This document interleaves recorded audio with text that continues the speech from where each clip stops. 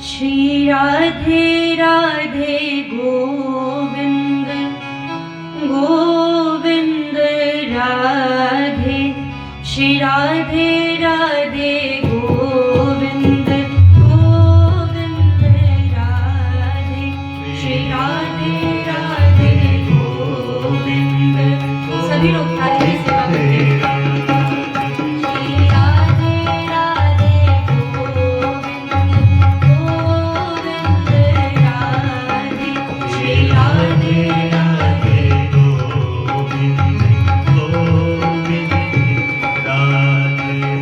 राधे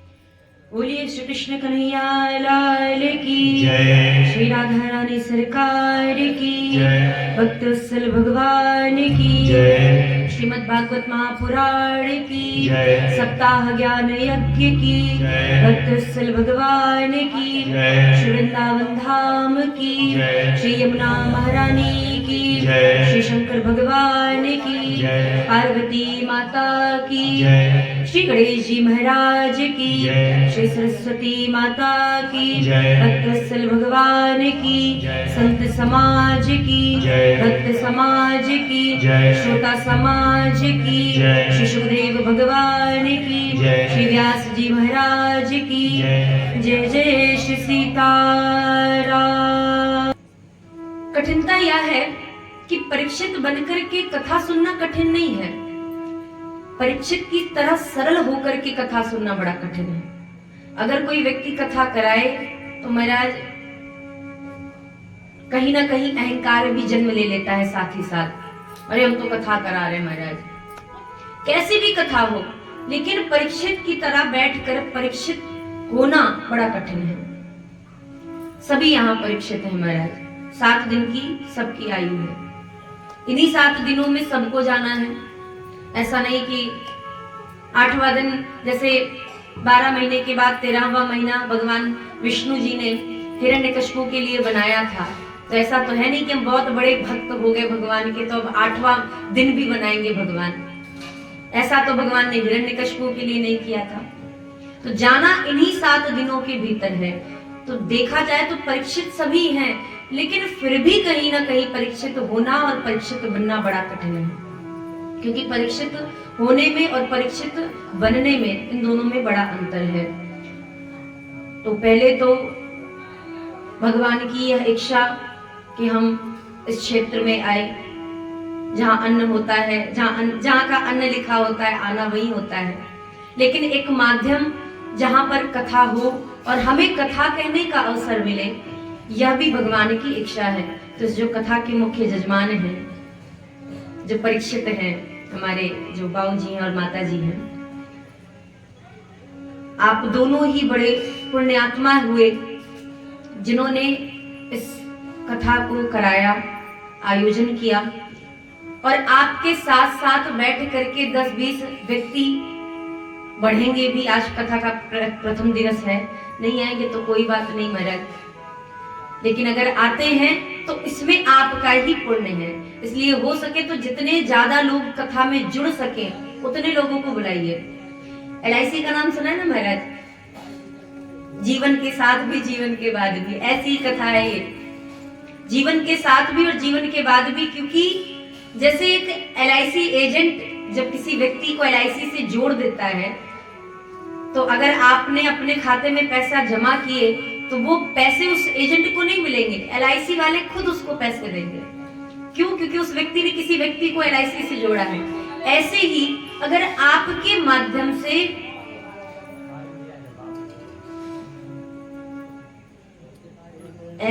कथा के माध्यम से अगर आप 4 व्यक्तियों को जोड़ रहे हैं तो उसमें आपको ही पुण्य मिलेगा।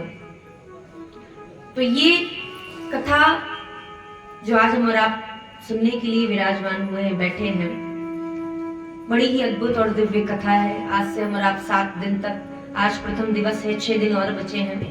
1 दिन बीत गया महाराज, 6 दिन और बचे हैं, तो कथा हम और आप श्रवण करेंगे। महाराज भोजन तो आपने खूब बढ़िया बना दिया, हम और आपके सामने बढ़िया सा भोजन आ भी गया, लेकिन आप विचार करो, खूब बढ़िया सी आलू मटर टमाटर की महाराज सब्जी बनी और उसमें रामरस ना पड़ा हो। रामरस समझ रहे हैं? नमक ना पड़ा हो, तो कितनी भी सुंदर और मसालेदार सब्जी हो, बेस्वाद है। ऐसे ही जन्म जन्मांतर की कितने ही पुण्य क्यों ना एकत्रित हो जाएं हमारे और आपके, जब तक राम रस रूपी अर्थात भगवान की कृपा रूपी राम रस ना पड़ जाए, तब तक उसका कोई स्वाद नहीं है, वो निरर्थक है। जन्म जन्मांतर भवेत पुण्यम तदा भागवतम लभेत। जब जन्म जन्मांतर के पुण्य उदय होते हैं और भगवान की कृपा भी मिलती है, तब जाकर के भागवत कथा सुनने का अवसर मिलता है। आप कहेंगे, हम भी कहेंगे, महाराज हमने तो ऐसे जीवन में बहुत सारी कथाएं सुनी, आज पहली बार थोड़ी ना भागवत कथा सुन रहे, बहुत बार सुन चुके हैं। लेकिन सच बताइएगा कि 7 दिनों तक भागवत कथा सुनने का नियम, उसके नियम जो कानून होते हैं उनका किसने किसने पालन किया। 7 दिनों तक 3 घंटे कथा हो, चाहे 2 घंटे हो, और चाहे आधे ही घंटे हो, चाहे 6 घंटे कथा हो, किसने किसने मन लगा के कथा सुनी। ऐसा कोई नहीं है महाराज जिसका पूरे कथा में 7 दिनों तक मन लगा रह गया हो। आप कहेंगे नहीं नहीं हमारा लगा है, तो नहीं महाराज, कहीं ना कहीं आपका जो मन है वह भी कहीं ना कहीं भटका जरूर है। मन भागता बहुत जल्दी है। इसीलिए कथा से पहले संत जन कहते हैं कि कथा होने से पहले ही कीर्तन करवाना चाहिए। कीर्तन 2 कारणों से होता है।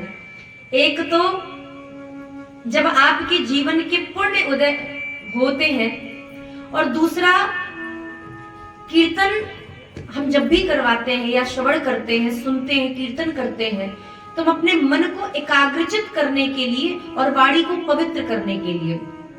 परीक्षित होने का मतलब यह है कि अगर आप परीक्षित नहीं भी हैं, मान लिया महाराज आप यजमान नहीं भी हुए, कोई बात नहीं, लेकिन जब भी आप यजमान नहीं हुए तो भी आप 7 दिन तक यदि किसी के घर पे या अपने घर पे रह के कथा सुन रहे हैं तो उसके बहुत सारे नियम भी हैं। ऐसे ही भागवत कथा मोक्ष नहीं दे देती है कि महाराज बैठ गए, शरीर रखा हुआ है पंडाल के भीतर, समझ लो मिल गई मोक्ष। ऐसा नहीं है। कथा सुनिए, कथा सुनने के उसके नियम का भी पालन कीजिए। हमारी और आपकी एक सबसे बड़ी कमी है महाराज, जो हमने अभी तक अनुभव किया है लोगों में और अपने भीतर भी। व्यक्ति जब कथा सुनने बैठता है 7 दिन तक परीक्षित बन करके, तो किसी न किसी की बुराई जरूर करता है। श्री रामचरितमानस में ये प्रसंग आता है कि जो दूसरे की निंदा करता है उससे बड़ा पाप इस संसार में कोई नहीं है। उत्तरकांड में गोस्वामी जी महाराज कहते हैं, पर निंदा सम अघनगरीसा। मन भटक गया ना महाराज, स्कूटी आई तुरंत ही आंखें उधर चली गई। ध्यान पूर्वक सुनिए। ये जो मन है महाराज है चंचल, सबका है। हमारा आप चर्चा कर रहे थे, देखिए श्रोता कम है और सबके ऊपर हमारी बराबर दृष्टि है, नजर है, तो किसी का भी मन भटकेगा तो हमें तुरंत पता चल जाएगा उसके चेहरे के हाव भाव से। इसलिए कोशिश कीजिए कि आपका मन ना ही भटके तो ज्यादा बेहतर है।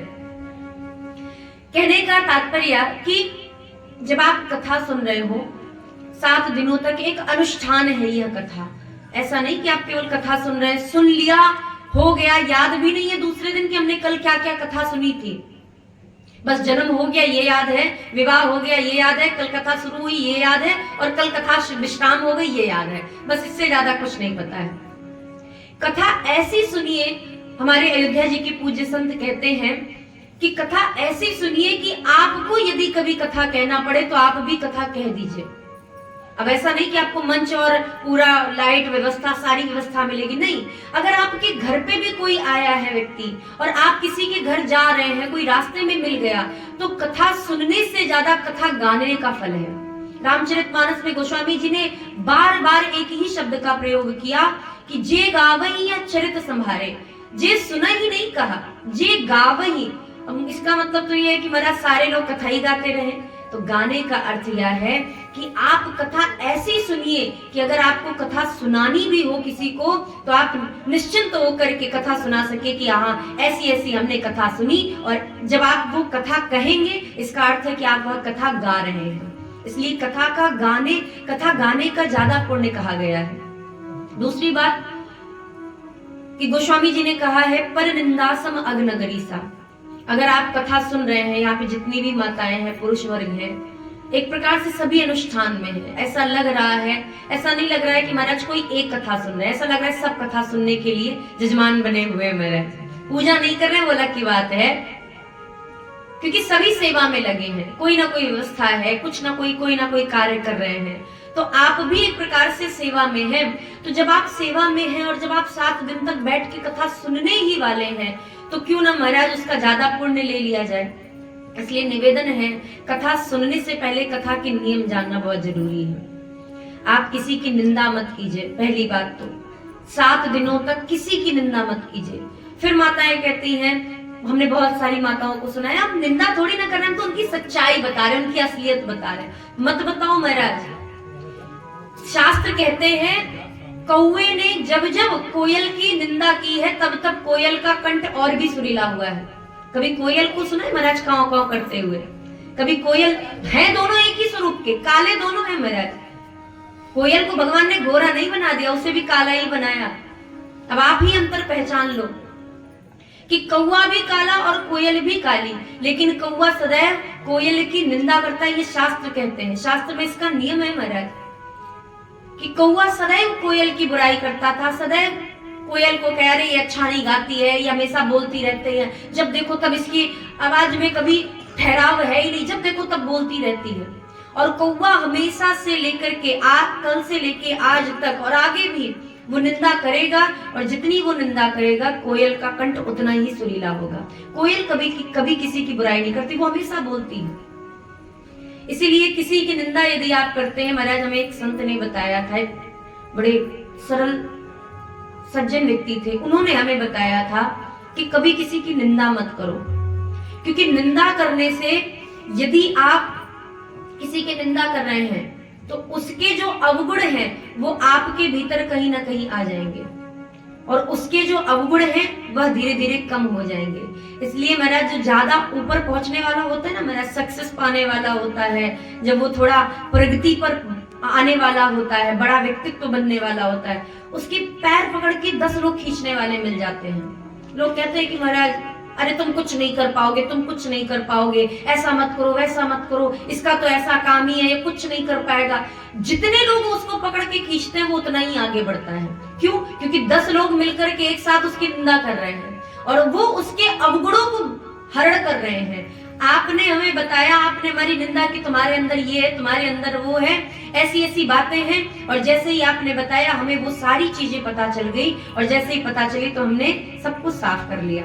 अब ऐसा नहीं करेंगे, अब ये अवगुण नहीं होने चाहिए।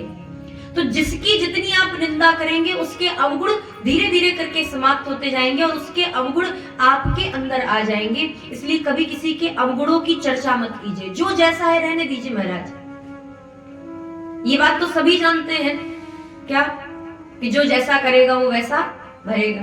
तो ये बात तो है ना महाराज, तो जो जैसा कर रहा है उसको वैसा करने दीजिए, किंतु कभी किसी की निंदा मत कीजिए। हो सके तो कभी मत कीजिए, अगर नहीं हो पा रहा है तो इन 7 दिनों में किसी की निंदा मत कीजिएगा, किसी की बुराई नहीं। जो कर रहा है, एक हमारे घर पे महाराज संत आते थे, संत भगवान आते थे, तो क्योंकि हम लोग अयोध्यावासी, और अयोध्यावासी बाहरी की तो निंदा करेंगे नहीं, अयोध्यावासियों की ही करेंगे। तो हमारे घर में अगर किसी की ऐसी चर्चा होने लगी, हमसे होने लगे या किसी भी परिवार के किसी भी सदस्य से होने लगे, महाराज अरे वो तो ऐसा बोलते हैं, बोलने दीजिए, वो तो ऐसा करने दीजिए, वो बोलने ही ना दे महाराज, आगे कोई शब्द आगे बढ़ने ही ना दे। क्यों? तो एक बार हमारे पिताजी ने उनसे पूछा कि महाराज आप किसी के बारे में बताने क्यों नहीं देते, आप कुछ मत बोलिए, कम से कम सुनिए तो सही।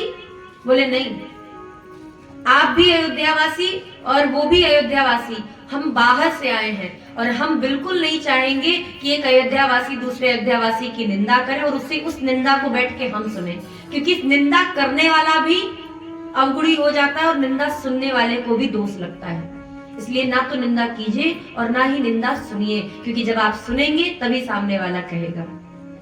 तो ज्यादा से ज्यादा हो सके किसी की निंदा मत कीजिए। इन 7 दिनों के भीतर किसी का बुरा सोचिए ही नहीं। वैसे कोई नहीं सोचता, दुनिया में सब यही कहते महाराज हम तो किसी का बुरा नहीं सोचते, किसी का बुरा नहीं चाहते, लेकिन अपने मन से पूछिए, कहीं ना कहीं जब व्यक्ति दुखित होता है ना तो वो दूसरे के लिए कुछ ना कुछ गलत शब्द बोल ही देता है। कहते महाराज हाय लग गई, हाय नहीं लगी महाराज, हम चाह रहे हैं कि उसके साथ ऐसा हो जाए, और जब हो जाता है तो कहते देखा हमने कहा था दिल की हाय है, ऐसे नहीं जाने वाली। तो ये हम चाह रहे थे इसीलिए ऐसा हुआ, और ऐसा हुआ तो उसके कारण आप बने, हमारा हृदय बना, हम बने उसके साक्षी। इसलिए कभी किसी के बारे में बुरा मत सोचिए, किसी की निंदा मत कीजिए। आप कभी भी कथा सुनते हैं, अगर 7 दिनों तक अगर आप कथा सुन रहे हैं अपने घर में, किसी दूसरे के घर में, आस पड़ोस में, मोहल्ले में, क्षेत्र में, शहर में, किसी भी स्थान पे, तो ना तो उन 7 दिनों के भीतर किसी की निंदा कीजिए, ना कोई ऐसा कार्य कीजिए जिससे किसी दूसरे को दुख हो, ना किसी दूसरे के बारे में कुछ बुरा सोचिए, ना आप किसी चीज को लेकर के ज्यादा सोचिए। दूसरी बात, एक निवेदन और हमारे अयोध्या जी के ही पूज्य संत कहते हैं, कथा सुनने वाले व्यक्ति को जितने दिन कथा हो, चाहे वो राम कथा हो चाहे वो भागवत कथा हो, जितने दिन आप कथा सुन रहे हैं उतने दिन केवल भगवान के ही बारे में विचार कीजिए। दिमाग में भगवान चले, अगर भगवान नहीं चल रहे हैं, मन भगवान में नहीं चल रहा है, लग रहा है, कोई दिक्कत नहीं, आप सोचिए कुछ भी, लेकिन जिह्वा से भगवान का नाम हो। चाहे राम राम हो, सबसे सरल नाम है महाराज राम राम। हम जिनकी कथा सुन रहे हैं ना, कृष्ण कन्हैया लाल, जिनके दांत ना हो तो उनकी जीभ भी चक्कर खा जाए कृष्ण बोलने में, ऐसा नाम है कृष्ण। लेकिन आप विचार कीजिए, सबसे सुंदर नाम है राम नाम। राम राम कहिए, राम कृष्ण इन दोनों में कोई अंतर नहीं है। पहला निवेदन तो ये, बहुत सारे लोग ये सोच लेते हैं कि महाराज राम और कृष्ण दोनों में बड़ा अंतर है। नहीं, राम कृष्ण दो एक है, अंतर नहीं निमेश। इनके नयन गंभीर हैं, उनके चपल विशेष। राम जी के नेत्र बहुत गंभीर हैं महाराज, सीधा ही देखते हैं, और कृष्ण कभी सीधा नहीं देखते, वो टेढ़ा ही देखते हैं महाराज। उनकी आंखें एक जगह टिकी नहीं सकती, वो जब भी इधर उधर देखते ही रहेंगे भगवान कृष्ण। लेकिन राम जी बहुत ही सरल हैं, उनके नेत्र बहुत गंभीर हैं, वो स्वयं गंभीर हैं। तो कहने का तात्पर्य, राम कृष्ण दोनों में कोई अंतर नहीं है। नाम दोनों का अलग अलग हो सकता है, लेकिन है दोनों एक ही। तो जितने दिन कथा आप सुन रहे हैं उतने दिन भगवान का ही विचार करें, भगवान का ही स्मरण करें। मन में अगर आपके राम नहीं बस पा रहे हैं, कृष्ण नहीं बस पा रहे हैं, उनका ध्यान नहीं लगा पा रहे हैं आप, कोई दिक्कत नहीं। जब तक आप कथा सुन रहे हैं तब तक आपकी जिह्वा पे राम नाम हो। काम कुछ भी कीजिए, कोई भी किसी से वार्तालाप कीजिए। और ये जो नियम है ना, ये जो कथा के मुख्य यजमान है उनके लिए ज्यादा है। दूसरा निवेदन एक ये भी है, अब सब जजमान को ही देख रहे हैं महाराज, हाँ ये तुम्हारे लिए कहा गया है, ध्यान से सुन लो। देखिए, हम केवल है तो जजमान के लिए बात है ही महाराज, उनके लिए विशेष है, लेकिन सबके लिए भी है यह। तो आप सभी लोग सेवा में हैं, तो जितना हो सके भगवान का ही ध्यान कीजिए। और दूसरा कि जब तक आप जितना हो सके 7 दिनों तक बैठ करके भगवान का भजन कीजिए, क्योंकि कार्य तो आपको वैसे भी नहीं करना चाहिए, आप लोगों को नहीं करने देना है। लेकिन जितना अगर हो सके तो आप बैठ करके भगवान का नाम संकीर्तन कीजिए, जप कीजिए, भगवान का पूजन कीजिए। एक निवेदन और, अगर पुरुष कोई कार्य करते हैं पुण्य वाला कार्य, तो 50% शास्त्र में गारंटी के साथ ये लिखा है कि अगर पुरुष कोई कार्य करते हैं तो बिना कहे विधि उनको, उनकी पत्नी को वो 50% उनको दे देगी। अगर पुरुष ने कोई कार्य किया, अगर 10 रुपए दान किए तो 5 रुपए का दान पत्नी के हिस्से में अपने आप आ जाएगा, चाहे पत्नी को पता हो और चाहे ना हो। दूसरा एक नियम और है, कभी भी पत्नी को अपने पति से चोरी चुपके कोई दान नहीं करना चाहिए। लेकिन अब आप कहेंगे, बहुत सारी जगह महाराज हमने देखा है, हम आपकी बात नहीं कर रहे, लेकिन ऐसा मैंने देखा है, बहुत सारी माताएं कहती हैं कि महाराज अगर हम 10 रुपए भी दान करने लगते हैं, पति से मांग लेते हैं कि 10 रुपए दे दो हमें चढ़ाना है, तो पति 10 की जगह 5 ही देते हैं। 50 मांगो तो मना ही कर देते हैं कि देंगे ही नहीं महाराज। तो ऐसे में क्या किया जाए? तो देखिए, ऐसे में आप जितना हो सके ऐसा कार्य कीजिए जिसमें धन ना हो लगे। लेकिन बिना धन के धर्म भी नहीं होता है। आज की बात नहीं है, ये सतयुग से चला आ रहा है महाराज। जब तक आपके पास धन होगा तभी तक आप धर्म कर सकते हैं। अगर धर्म करेंगे धन से तो ही धन आएगा, अन्यथा धन आने वाला भी नहीं है।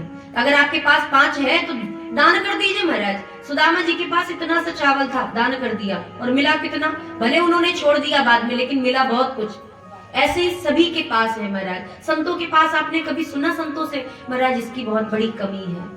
ये नहीं है हमारे पास। कुछ ना भी हो तो भी कभी वो रोते नहीं है, कभी वो कहते नहीं कि हमारे पास ये नहीं, सब कुछ है। संतों से पूछिए, और महाराज जी ठीक है? हाँ सब कुछ ठीक है, सब ठाकुर जी की कृपा है, कोई कमी तो नहीं। अरे कुछ कमी हो ही नहीं सकती। ये भाव होता है संतों का। क्यों? क्योंकि वो धर्म करते हैं, वो परोपकार करते हैं। और देखा जाए तो धर्म गृहस्थों के लिए ही है, संतों के लिए दान बताया नहीं गया महाराज कि संत दान करते हो। कहीं आपने सुना कथा में कभी भी कि संतों के लिए कहा गया हो इस धर्म शास्त्र में लिखा है संतों को इतना इतना दान करना चाहिए? कभी नहीं। संतों के लिए दान है ही नहीं। दान सिर्फ और सिर्फ गृहस्थों के लिए है। ना तो कोई 84 लाख योनियों में पड़े कोई जीव दान कर सकते हैं। कभी देखा महाराज भैंस दान कर रही हो, कुछ अपना चारा दान कर दे दूसरे भैंस को, कभी गाय दान दे दे, कभी कुत्ता दे दे, कभी कोई ऐसा जीव और दे दे, कभी नहीं महाराज। दान करने का नियम सिर्फ और सिर्फ गृहस्थों को है। 4 आश्रम है ब्रह्मचर्य, जिसमें पुरुष अपने ब्रह्मचर्य का पालन करते हैं और विद्या अध्ययन करते हैं, उनके लिए भी दान नहीं है, उनके लिए तो पूजा ही नहीं महाराज। उनके लिए सबसे बड़ा धर्म यही है कि आप विद्या अध्ययन करो, अपने धर्म का पालन करो, नियम संयम का पालन करो। उनके लिए सबसे बड़ा धर्म ये है। गृहस्थों के लिए धर्म है कि आप दान कीजिए। वानप्रस्थ में भी कोई दान नहीं है और सन्यास में तो दान है ही नहीं महाराज। वानप्रस्थ में भगवान का ध्यान लगाइए, सन्यास में भगवान का भजन कीजिए। तो दान 84 लाख योनियों में और 4 आश्रमों में से सिर्फ और सिर्फ दान गृहस्थों के लिए बताया गया है। इसलिए दान जितना हो सके गृहस्थों को करना चाहिए, संतों के लिए दान नहीं है। जितना आप दान कर सके, धर्म कर सके। तो धर्म भी धन से होगा। तो अगर माताएं चोरी चुपे अगर पति उनके कुछ दान नहीं करने दे रहे हैं, तो ऐसी अवस्था में हमने भक्तमाल जी में कथा पढ़ी, ऐसी कलयुग की कथा है कि अगर माताएं हो सके तो अपने पति को बुद्धि सद्बुद्धि प्रदान करने के लिए भगवान से निवेदन करें। पहला कार्य यह, अगर पति का मन दान पुण्य में नहीं लगता, भगवान के भजन में नहीं लगता है, तो शास्त्र कहते हैं कि स्त्री का धर्म यह है कि पहले भगवान का भजन करे और भगवान से दिन रात यही प्रार्थना करे कि हे प्रभु मेरे पति को सद्बुद्धि दो, जिससे वो आपके मार्ग में आ सके, आपका भजन कर सके, वो सत्कर्म कर सके। पहला नियम तो यह है। किंतु फिर भी अगर पति की बुद्धि सद्बुद्धि में नहीं बदल रही है, अगर पति फिर भी हो सकता है महाराज पूर्व जन्म के कुछ ऐसे कर्म रहे हो कि उसका भगवान के भजन में मन नहीं लग रहा है, ज्यादा पाप कर लिए हो इसलिए भी भगवान के भजन में मन नहीं लगता है, तो ये भी कारण हो सकता है। तो ऐसे समय में पति का नाम लेकर के भी स्त्रियां दान कर सकती हैं, दान पुण्य धर्म कर सकती हैं, क्योंकि अंतोगत्वा परिवार को, गृहस्थ आश्रम को चलाने का जो पूरा भार है वो स्त्रियों के शीश पर है। अगर स्त्री चाहे तो परिवार को नरक बना सकती है, और स्त्री चाहे तो परिवार को स्वर्ग बना सकती है। ये शास्त्र बात कहते हैं, ये लोग कहते हैं ऐसा। ये दंत कथा एक प्रकार से है कि अगर स्त्री चाहे, किंतु उसमें पति का भी बहुत बड़ा सहयोग होता है महाराज। सिर्फ स्त्री के करने से नहीं होता। पता चले महाराज पत्नी बैठी कथा सुनने के लिए, पति लेके डंडा पहुंच गए, यहाँ कथा सुन रही है तुम बैठ के, मेरे को बताता है तुमको, तो हो गई महाराज फिर बढ़िया से सत्कर्म। तो ऐसा तो होने वाला नहीं है। पति के लिए सद्बुद्धि मांगे स्त्री पहले। तो कहने का तात्पर्य हम यह निवेदन कर रहे थे आपसे कि अगर पति कोई सत्कर्म करते हैं तो उसका आधा हिस्सा पत्नी को अपने आप स्वतः मिल जाता है। किंतु अगर पत्नी कोई धर्म कार्य कर रही है तो उसका कोई भी हिस्सा पति को मिलने वाला नहीं है। श्री वाल्मीकि जी महाराज को जानते हैं ना महाराज, सभी जानते हैं। वाल्मीकि रामायण लिखी उन्होंने। पूर्व जन्म में या उसी जन्म में कह लीजिए रत्नाकर थे, रत्नाकर जी के नाम से प्रसिद्ध थे। चोरी डकैती करते थे, मारते थे महाराज, मार के पैसा धन लूट लेते थे, आने जाने वालों को, सभी को, सबके साथ यही था। एक बार नारद जी महाराज दिख गए, जा रहे थे उसी रास्ते। तो रत्नाकर जी ने देखा कि नारद जी जा रहे हैं, चेहरे पर बड़ा दिव्य तेज है, तो लगा महाराज धन भी खूब ज्यादा होगा, क्योंकि जिसके पास ज्यादा धन होता है, अच्छा अच्छा खाता है, तो चेहरे पे वैसे भी चमक होती है। तो दिमाग में तो धन ही बसा है महाराज, तो कुछ भी करो तो अंत में धन ही याद आता है। तो रत्नाकर जी ने नारद जी को पकड़ लिया और पकड़ा तो बोले जितना भी धन हो हमें निकाल करके दे दो। रत्नाकर जी के बात को सुन के नारद जी ने कहा महाराज धन तो हमारे पास इतना है कि हम अगर आपको दे देंगे तो आप रख नहीं पाओगे।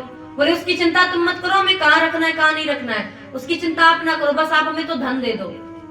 बोले धन ऐसा है जो दिखता नहीं है। अब बातों में उलझाया नारद जी ने। अब रत्नाकर जी को आया क्रोध, बोले तुम धन दे रहे हो या यहीं पे मार दे। नारद जी ने समझाया, देखो महाराज ये जो धन कमा रहे किसके लिए कमा रहे हो, इसमें तुमको कितना मिलता है पैसा ये बताओ, कितनी सैलरी है तुम्हारे पर मंथ की। रत्नाकर जी ने कहा कि हम अपने परिवार के लिए कमाते हैं सब। बोले परिवार के लिए कमाते हो तो चोरी करने से, किसी को मारने से पाप लगता है, तुम्हें पता है? बोले हाँ पता है। हम उसकी चिंता नहीं करते कितना पाप लग रहा है, लग भी रहा है कि नहीं लग रहा है, हमें तो बस पैसा चाहिए, हमें अपना परिवार चलाना है। तो नारद जी ने कहा सिर्फ परिवार चलाना ही धर्म नहीं है। बोले हाँ महाराज सबसे बड़ा धर्म कहते हैं, शास्त्र कहते हैं सबसे बड़ा धर्म है कि अपने परिवार का पालन पोषण करो। नारद जी ने कहा अच्छा एक बात बताओ, तुम अपने परिवार का पालन पोषण बढ़िया से कर रहे हो, एक बात हमें सिर्फ इतनी बता दो कि तुमने जितना आज तक पाप किया है उस पाप के हिस्सेदार तुम्हारे परिवार के कितने सदस्य हैं? धन के हिस्सेदार तो सभी हैं, सबको बराबर धन चाहिए महाराज। तुम्हारे पाप के हिस्सेदार कितने हैं? संतवाणी थी, दिमाग में तुरंत चली गई, घाव कर गई महाराज। घाव ऐसे भी कि ऐसे घाव की नारद जी महाराज को पकड़ करके एक पेड़ पर बांधा, बोले महाराज जाना नहीं, हम अभी घर से पूछ के आते हैं। रत्नाकर जी चले, घर पे पूछ के आए। माता पिता ने कहा इतने बुढ़ापे में तुम हमें पाप चढ़ाने आए हो, यही दिन देखने को रह गया था, अब हम यही दिन देखें कि तुम हम अपना जो कमा करके ला रहे हैं उसके पाप के हिस्सेदार हम बने। ऐसे बूढ़े माँ बाप की सेवा की जाती है? माँ बाप ने मना कर दिया। पत्नी ने कहा देखो महाराज आप तो हमारे पति हो, अगर पति पत्नी का पालन पोषण नहीं करेगा तो कौन करेगा? बच्चों ने कहा पिताजी अभी तो हमें हमारी पढ़ने लिखने की उम्र है, खाने खेलने की उम्र है, और आप हमें कह रहे हैं कि हम पाप के हिस्सेदार, अभी तुम्हारी कितनी बड़ी जिंदगी पड़ी है। कोई भी व्यक्ति, घर का, परिवार का कोई भी सदस्य पाप का भागीदार बनने के लिए राजी नहीं हुआ, और जब कोई भी राजी नहीं हुआ तब रत्नाकर जी की आंखों में आए आंसू और दौड़ करके नारद जी महाराज के पास आए। जैसे ही पास में आए तो नारद जी की दो वस्तुएं प्राप्त हो चुकी थी रत्नाकर जी को। ध्यान से सुनिएगा। पहला तो रत्नाकर जी को नारद जी का स्पर्श मिल गया। माताएं क्या करती हैं कि महाराज कोई संत हैं तो उनके चरणों को एकदम से जाकर के महाराज चरणों को पकड़ करके सर पर, माथे पर लगा लेगा, और पैर ही उठा के सर पर रख ले महाराज, ठीक है प्रणाम करना चाहिए। लेकिन जो संत आपका स्पर्श नहीं करना चाहते उनको बिल्कुल भी स्पर्श मत कीजिए, ये होना चाहिए। ये नहीं कि जो भी संत मिले सबके पांव छूते चलो महाराज। कुछ संत स्त्री से अपने चरणों को स्पर्श नहीं कराते, वो किसी को स्पर्श नहीं कराते हैं, क्योंकि चरण स्पर्श करने से सारे पुण्य नष्ट हो जाते हैं, इसलिए चरणों को स्पर्श नहीं कराया जाता है। तो कहने का तात्पर्य, अब जो संत अपने चरण नहीं दे रहे हैं उनकी तो कोई बात नहीं, लेकिन अगर संतों के चरणों की धूली माथे पर लगाने को मिल जाए, चरण नहीं मिल रहा कोई बात नहीं, चरणों की धूली मिल जाए माथे पे लगाने के लिए, वही सबसे बड़ी बात है महाराज। तो संत का स्पर्श बहुत हमारे पुण्यों को नष्ट कर देता है, खत्म कर देता है एक प्रकार से महाराज। संत का दर्शन हो जाए तो महाराज कहना ही क्या, समझ लो भगवान के दर्शन हो गए। तो नारद जी को दो तो मिल चुके थे, नारद जी के रूप में रत्नाकर जी को दो वस्तुएं तो प्राप्त हो गई थी। एक दर्शन, संत दर्शन, नारद जी के दर्शन हुए, भगवान के परम प्रिय भक्त के दर्शन हुए, और दूसरा स्पर्श जब वो नारद जी को बांध रहे थे पेड़ से। और अब नारद जी की वाणी भी प्राप्त हो गई, संत के वचन भी मिल गए, सत्संग भी हो गया। और जब सत्संग हो गया तो नारद जी ने कृपा भी कर दी। क्या कृपा की? बोले भैया राम राम को। तो अभी इन्होंने तो मरा मरा कहा था महाराज। एक निवेदन और है, इस भाव से, इस कथा से यही अर्थ निकालिएगा कि आप जब भी आपका मन भगवान में लगाने का मन कर रहा हो और बार बार मन आपका भाग रहा हो, तो समझ लीजिए हमारे पूर्व जन्म के पाप एकत्रित हो गए, जो हमारा मन नहीं लग रहा है भगवान के भजन में। भगवान का भजन अगर ना हो, मन ना लगे, तो समझ जाइएगा कि हमारे पूर्व जन्म के पाप इकट्ठे हो गए जो हमें भजन नहीं करने दे रहे हैं। क्योंकि ये जो चोर होते हैं ना महाराज, जो भांग खाते हैं, नशा करते हैं, ये अगर उसका कोई मित्र बन गया तो फिर वो अच्छे लोगों के बीच में जाने नहीं देगा। वो कहेगा तुम हमारे ही साथ रहो, हम नशेड़ी बने तो तुम्हें भी बनाएंगे महाराज। वो अच्छे लोगों के पास नहीं जाने देगा। ऐसे ये जो पाप होते हैं ना महाराज, जब ये पाप एकत्रित हो जाते हैं तो हमारे मन को खींचने लगते हैं अपनी ओर कि नहीं तुम्हें भगवान का भजन नहीं करना है, क्योंकि अगर भगवान का भजन करेंगे तो पाप नष्ट हो जाएंगे, पाप खत्म हो जाएंगे। इसलिए पाप मिलकर के भगवान का भजन नहीं करने देते। तो नारद जी महाराज बहुत कोशिश, नारद जी के कहने पर रत्नाकर जी ने बहुत कोशिश की कि भजन करें, राम राम कहें, लेकिन 2 अक्षर का राम नाम भी जब मुख से नहीं निकला, तब महाराज अंत में नारद जी महाराज को कुछ समझ में ना आया। तो नारद जी ने कहा अच्छा भैया मरा मरा कह सकते हो? बोले हाँ महाराज, ये तो हम बहुत अच्छे से जानते हैं। बोले अच्छा तो कहो। बोले मरा, हम तो सारा दिन यही कहते थे, ये मरा, वो मरा, इसको मारो, उसको मारो, हम तो सारा दिन यही कहते हैं, मरा मरा कह सकते हैं। अब बताओ महाराज, राम राम में और मरा मरा में कितना अंतर है? आप मरा मरा की रटना लगाओ तो राम राम अपने आप से निकल आएगा।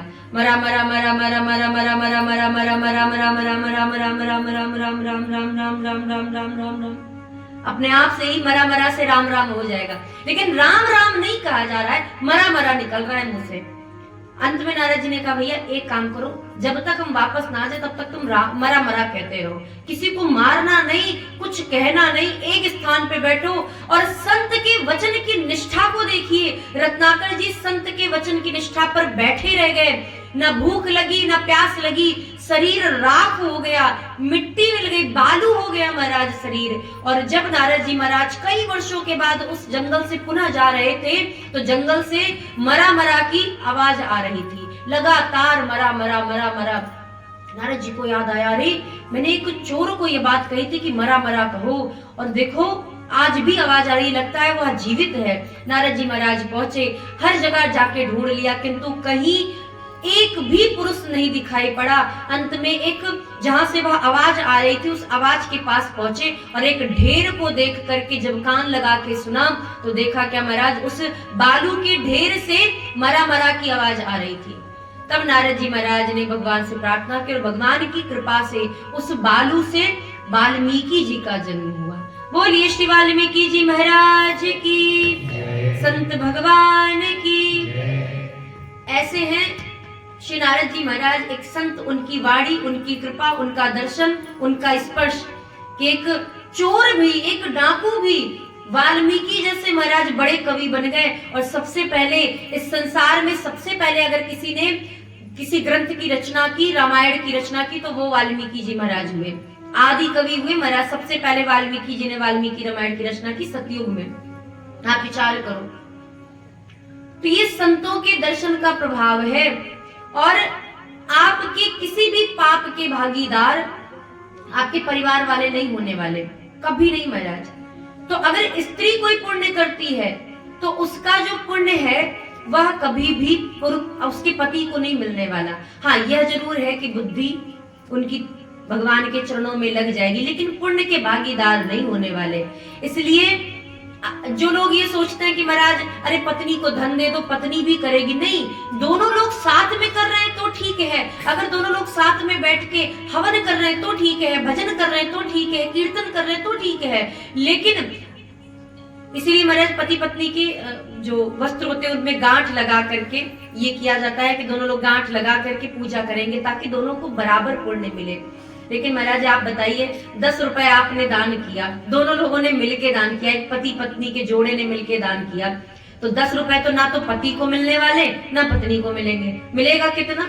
5 इनको मिलेंगे, 5 उनको मिलेंगे। इसलिए जितना हो सके दोनों को बराबर दान करना चाहिए। शास्त्र तो यही कहते हैं कि पति पत्नी को एक जोड़े में बैठ के पूजा करनी चाहिए, लेकिन शास्त्र ने ये नहीं कभी कहा कि आप इतना ही दान करो। शास्त्र सदैव यही कहते हैं जितना ज्यादा हो सके दान करो, जितना ज्यादा हो सके धर्म करो, जितना ज्यादा हो सके पुण्य करो। और ये पति पत्नी के भाग का जो हिस्सा है ये तभी मिलता है जब गांठ बंधी होती है। पति पत्नी बिना गांठ बांधे अगर कोई पूजा कर रहा है तो दोनों को पुण्य उतना नहीं मिलने वाला। इसलिए दोनों लोगों की गांठ बांध की पूजा की जाती है। आप विचार करो, किसी घर में स्त्री पूजा कर रही है तो पति के तो गांठ बांध करके तो कर नहीं रही महाराज, घर पे तो अकेली स्त्री पूजा कर रही है। और जब स्त्री अकेले पूजा कर रही है तो स्त्री को ही बुद्धि आएगी, उसे ही पुण्य मिलेगा, पति को तो मिल नहीं जाएगा महाराज। घर में लक्ष्मी जरूर रहेगी, ये शास्त्र जरूर कहते हैं कि अगर स्त्री पूजा कर रही है तो घर में लक्ष्मी बनी रहेंगी। लेकिन कब तक? जब तक ये शरीर है तब तक। ऊपर जाने के बाद सबका अलग अलग हिसाब होता है, वहां कोई पति पत्नी नहीं होता है। सभी जीव अलग अलग रूप धारण करके वहां भगवान के सामने, यमराज के सामने खड़े रहते हैं और अपने खाते का इंतजार करते हैं कि हमारे खाते में कितना धन आया, कितना पैसा आया, कितना पुण्य आया, ये इंतजार करते हैं। इसलिए कभी भी निवेदन सिर्फ इतना है कि जब भी आप कभी पूजन भजन करें तो अकेले तो करें ही, साथ में तो करें ही, लेकिन जितना ज्यादा हो सके उतना भजन पूजन करें। तो महाराज ये समस्त बातें, ये समस्त कथा को कहने का अर्थ सिर्फ इतना है, निवेदन सिर्फ इतना है कि जब भी आप भजन पूजन करते हो, कथा सुनते हो, तो निंदा ना करें। अगर आप 7 दिन तक निंदा नहीं करेंगे, 7 दिन तक कोई ऐसा कार्य नहीं करेंगे, तो 8वें दिन आपके मन में जरूर ये बात आएगी कि नहीं महाराज 7 दिन किसी की निंदा नहीं की, अब तो हमें ये आदत बनानी चाहिए। और जब आप आदत बनाएंगे तो ही कल्याण होगा। भागवत कथा सुनने का अर्थ ये नहीं है कि कथा सुन ली और समझ लो मोक्ष मिल गया, उद्धार हो गया। उसके लिए कुछ करना भी पड़ेगा। ये नहीं महाराज कथा सुन ली, ऐसे तो राम कथा भी मोक्ष प्रदान करती है महाराज। सिर्फ भागवत कथा ही मोक्ष नहीं देती, राम कथा भी हमें मोक्ष प्रदान करती है।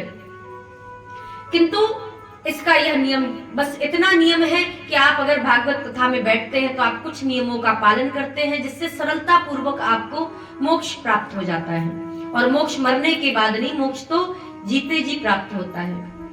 मृत्यु और मोक्ष, इन दोनों में सिर्फ इतना अंतर है कि मृत्यु में सांसें चली जाती हैं, इच्छाएं बची रहती हैं।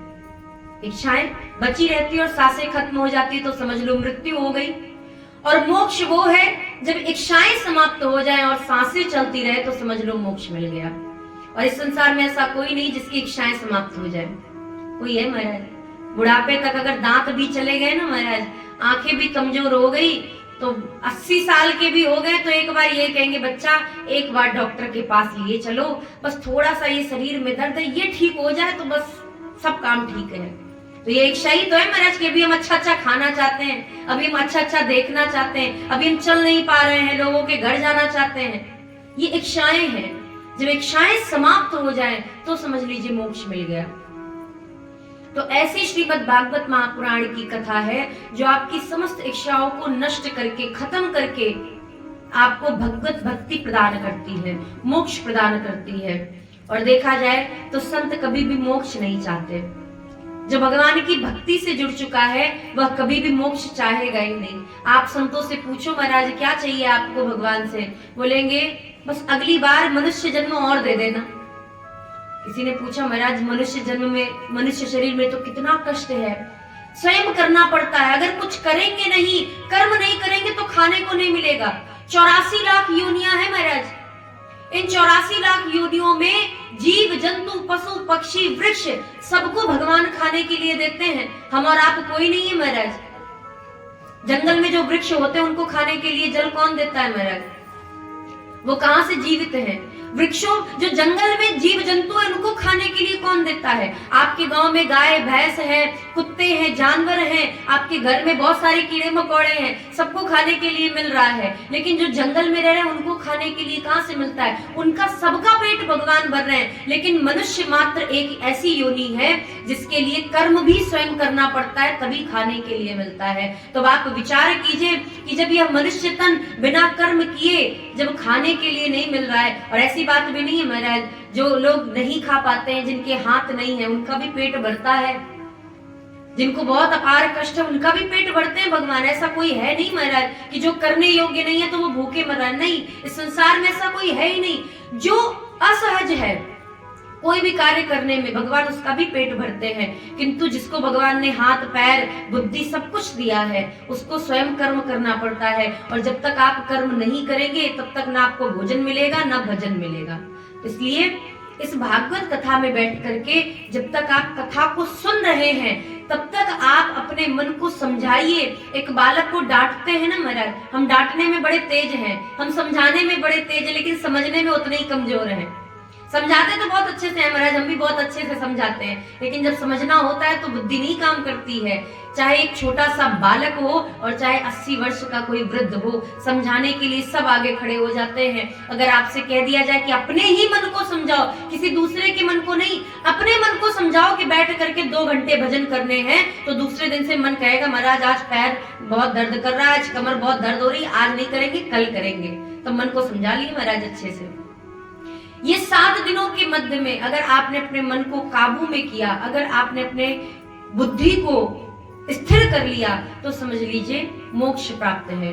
और मनुष्य तन, इसीलिए संत बार बार मोक्ष की बजाय भगवान से मनुष्य तन मांगते हैं कि हे प्रभु अगर मोक्ष मिल गया तो आपकी कथा नहीं सुन पाएंगे, आपका भजन नहीं कर पाएंगे, इसलिए हमें तो मनुष्य तन चाहिए ताकि हम आपकी बैठ के कथा भी सुन सके और आपका भजन भी कर सके। क्योंकि जो भजन में आनंद है ना वो किसी में आनंद नहीं है, कहीं नहीं है महाराज। एक बार करके तो देखो भजन। आप कथा में बैठते हैं, अभी आप कीर्तन कर रहे थे, मन झूम रहा था कि नहीं महाराज? खूब झूम रहा था। अभी ये क्या तो घर में बैठ के भजन करना है तो किसी का मन नहीं लगेगा। इसीलिए कथा में ये सारी जो क्रियाएं हैं ये कराई जाती हैं, ये करना चाहिए। तो ऐसी भगवान की दिव्य कथा में आइए हम और आप प्रवेश करें। कथा के जो भी नियम है, नियम तो बहुत सारे महाराज, और हम बहुत ज्यादा निवेदन भी नहीं करेंगे, नहीं तो पता चले कल से महाराज मन ही कथा में न लगे, बोले महाराज कथा में इतने नियम बता दिए गए, हम कथा ही नहीं सुनेंगे, क्योंकि हम इतने नियम तो पालन कर ही नहीं पाएंगे। तो ऐसा नहीं है, कथा सुनिए और कथा सुनने के बाद अपने मन को भी थोड़ा सा समझाइए।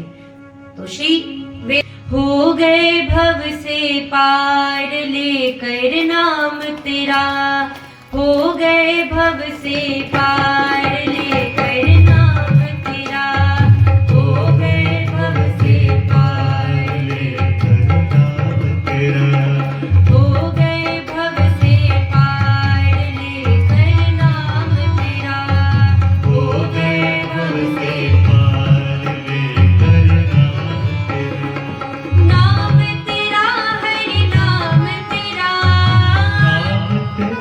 सभी लोग ताली की सेवा करते हुए, नाम तेरा प्रभु नाम तेरा,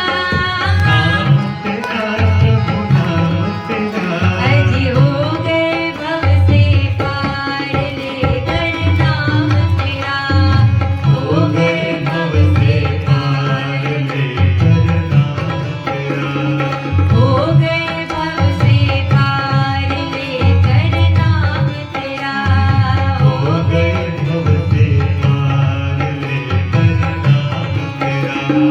वाल्मीकि अति दीन दुखी थे, वाल्मीकि अति दीन दुखी थे, वाल्मीकि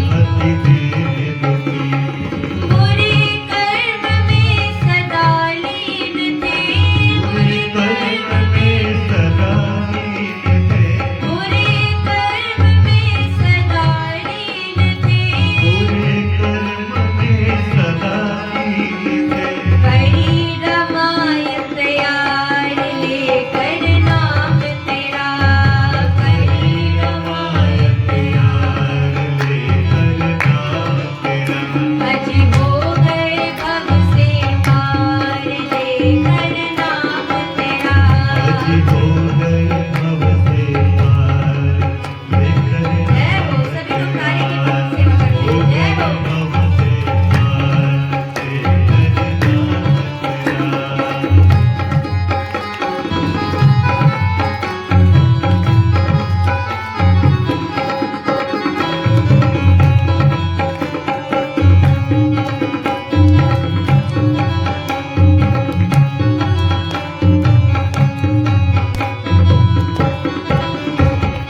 थे नल नील जाति के वानर, थे नल नील जाति के वानर, थे नल नील जाति के वानर, थे नल नील जाति के वानर। देखिए भगवान के नाम की कितनी बड़ी महिमा है। आप सभी ने सुना होगा नंदलील जी का नाम, जिन्होंने पत्थर पे, जिनके ये शाप लगा था, जिनको कि जो भी पत्थर डालेंगे तो वो तर जाएंगे, तैर जाएंगे। अब पत्थर तो तैर गए महाराज, लेकिन कोई पत्थर इधर जा रहा है, कोई उधर जा रहा है। समुद्र में इतनी बड़ी बड़ी लहरें, पत्थर ही ना रुके महाराज, पुल कैसे बने? अंगद जी ने कहा, हनुमान जी ने कहा, और श्री जामवंत जी ने बोले महाराज ऐसा है, दो दो पत्थर की जोड़ी बनानी पड़ेगी तब ये रुकेंगे। दो पत्थर जोड़ो, फिर दो पत्थर जोड़ो, फिर दो पत्थर जोड़ो। तो पत्थर जुड़ेंगे कैसे? बोले भगवान के नाम से, क्योंकि जोड़ने का काम तो भगवान का नाम ही करता है।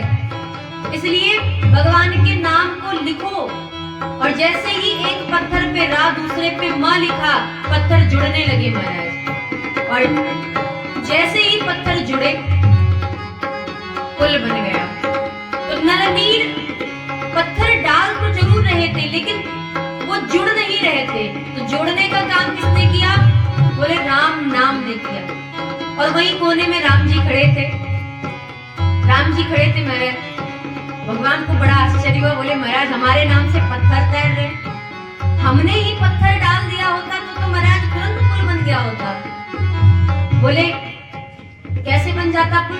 बोले महाराज भाई राम नाम तो हमारा ही है ना, तो हमारे नाम से पत्थर तैर रहे, तो हमारे हाथ से भी पत्थर तैरेंगे, तो इसमें लिखने की क्या जरूरत है? तो राम जी कोने में गए महाराज, वानरों से एकदम अलग हटके, और जैसे ही कोने में जाके खड़े हुए, छोटा सा पत्थर उठाया, पहले टेस्ट किया महाराज, छोटा सा पत्थर उठाया और जैसे ही समुद्र में डाला तो डुप से करके महाराज अंदर चला गया। राम जी इधर उधर देखने लगे, महाराज कोई देख तो नहीं रहा है, बड़ी बेइज्जती हो जाएगी, हमारे नाम से पत्थर तैर रहे और हमने डाला तो डूब गया, बड़ी बेइज्जती हो जाएगी। भगवान ने देखा इधर उधर कोई नहीं है, जैसे ही मुड़े हनुमान जी महाराज पीछे ही खड़े थे। राम जी ने कहा कुछ देखा? बोले सब देख लिया महाराज, और किसी से कहना नहीं। बोले क्यों ना कहे, बानर है, चंचल है, सबको बताएंगे, चीख चीख के चिल्ला के बताएंगे। राम जी ने कहा भैया एक बात बताओ, तुम चाहते हो तुम्हारे स्वामी का उपहास किया जाए? हमने पत्थर डाला, हमारे नाम से पत्थर तैर रहे और हम डाल रहे तो डूब जा रहा है। हनुमान जी ने कहा महाराज बड़ी सरल बात है, सीधी सी बात है। क्या? बोले आपके नाम से पत्थर तैर रहे क्योंकि उन्हें आपके नाम का सहारा है। अब विचार करो, जिसके नाम से पत्थर तैर रहे उसी व्यक्ति ने, उसी राम नाम ने, जिस राम नाम के प्रभाव से पत्थर तैर रहे, उसी राम ने पत्थर को उठाया। पत्थर तो बड़ा खुश हो गया महाराज, वाह उनको तो केवल राम नाम मिला, मुझे तो सीधा राम ही मिल गए। कितना खुश हुआ होगा वो पत्थर जिसको आपने उठाया? बोले हाँ हुआ होगा। बोले तो महाराज सोचो कि जिस पत्थर को आपने अपने हाथ में लिया, उस पत्थर ने सोचा मेरा तो उद्धार हो गया, और आपने उठा के समुद्र में स्वयं ही डाल दिया। तो महाराज आपने जिसको उठाया वो तो तर गया, लेकिन आपने जिसको छोड़ दिया वो डूब गया। तो वो पत्थर डूबा इसीलिए क्योंकि आपने उठाया और आपने ही छोड़ दिया। सर पत्थर आपको छोड़ता तो अलग की बात थी, क्योंकि पत्थर की गलती महाराज, वो तो फिर डूबेगा। अब आप विचार करो, आपके कर कमल के स्पर्श से उद्धार होता है और आपने उठाया, आपने ही डुबो दिया, तो महाराज वो तो डूबेगा ही, उसकी तो नैया डूबेगी। इसलिए निवेदन है कि महाराज आपके नाम से, आपसे ज्यादा आपके नाम का प्रभाव है, और इसीलिए भगवान यदि मिले चाहे ना मिले, भगवान का नाम मिल गया तो समझ लो भगवान भी कभी ना कभी दौड़े दौड़े चले आएंगे। इसलिए भगवान का इंतजार मत करो, उनके नाम का सहारा लो, नाम का सहारा लोगे तो राम स्वयं चले आएंगे। इसलिए कहते हैं थे नल नील जाति के बानर, थे नल नील जाति के बानर, थे नल नील जाति के बानर। राम नाम लिख दिया सिला पर, राम नाम लिख दिया सिला पर, राम नाम लिख दिया सिला पर, राम नाम लिख दिया सिला पर। जी हो गई सेना पार लेकर नाम तेरा, हो गई सेना पार लेकर नाम तेरा। जी हो गए भव से पार लेकर नाम तेरा, जी हो गए भव से पार लेकर नाम तेरा, जी हो गए भव से पार लेकर नाम तेरा, जी हो गए भव से पार लेकर नाम तेरा।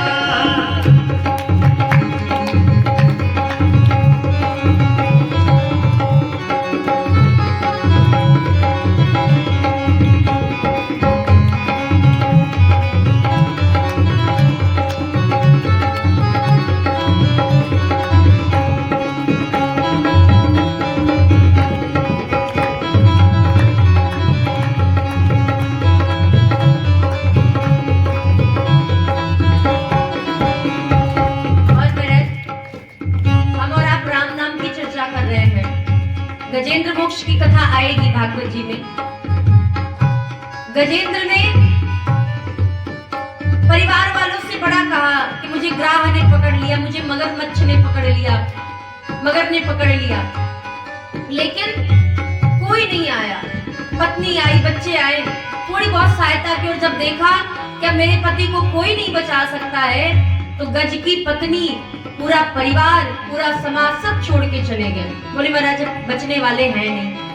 तो यही कहते हैं महाराज, जब हॉस्पिटल में किसी की तबीयत खराब होती है, 4 आदमी इकट्ठे होते हैं और क्या कहते हैं, लगता नहीं बचेंगे महाराज। और जैसे ही ये कह देंगे कि अब बचेंगे नहीं, तो समझ लो, जब समझ लो महाराज लोगों ने कह दिया कि अब बचेंगे नहीं, तो सब आदमी निश्चिंत हो गए। अब तो भाई जाना ही है महाराज, कौन बचा सकता है, अब बचेंगे ही नहीं महाराज। तो ये कह के लोग समझ लो निश्चिंत हो गए।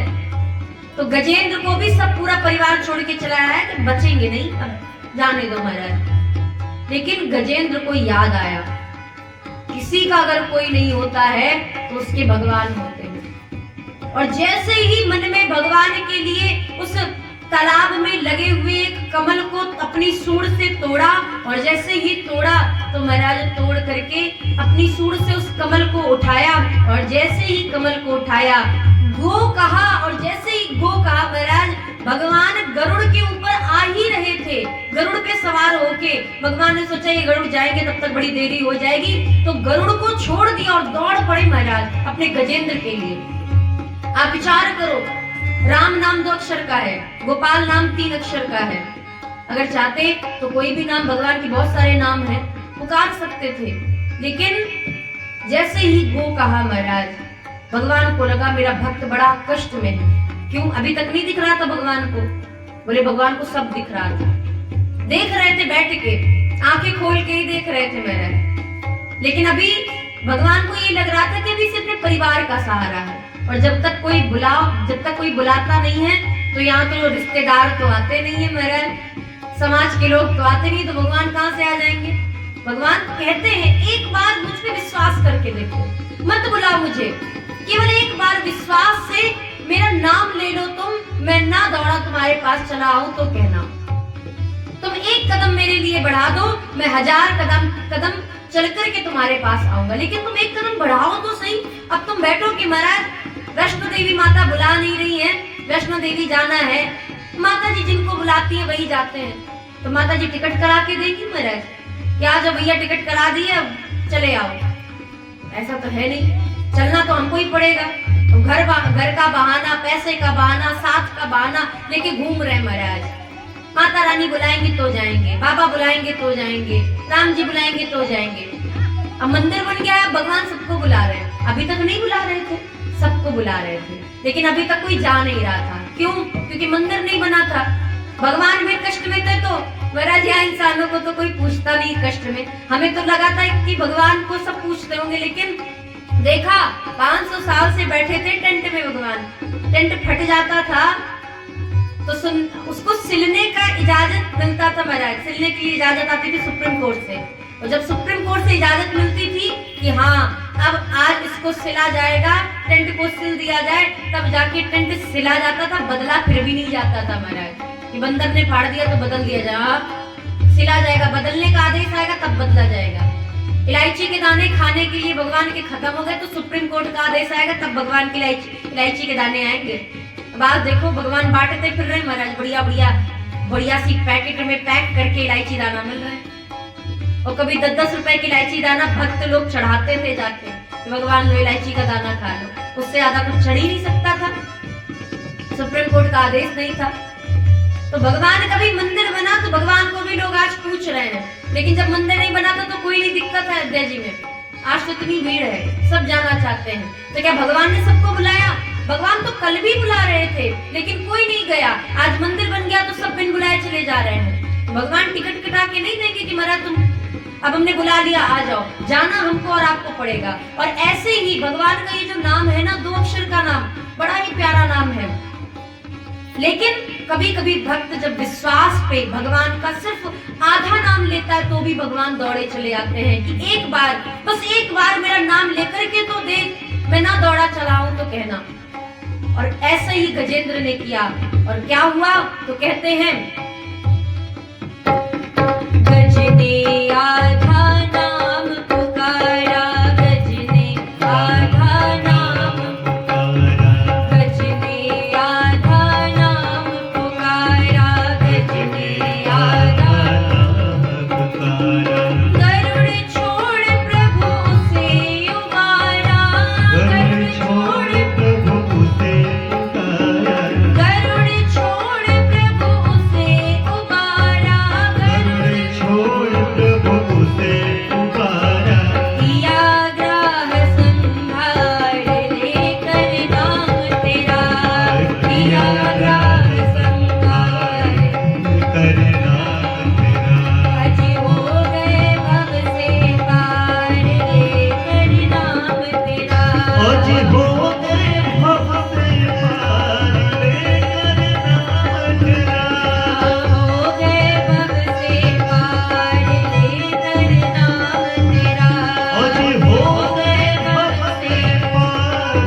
लेकर नाम तेरा।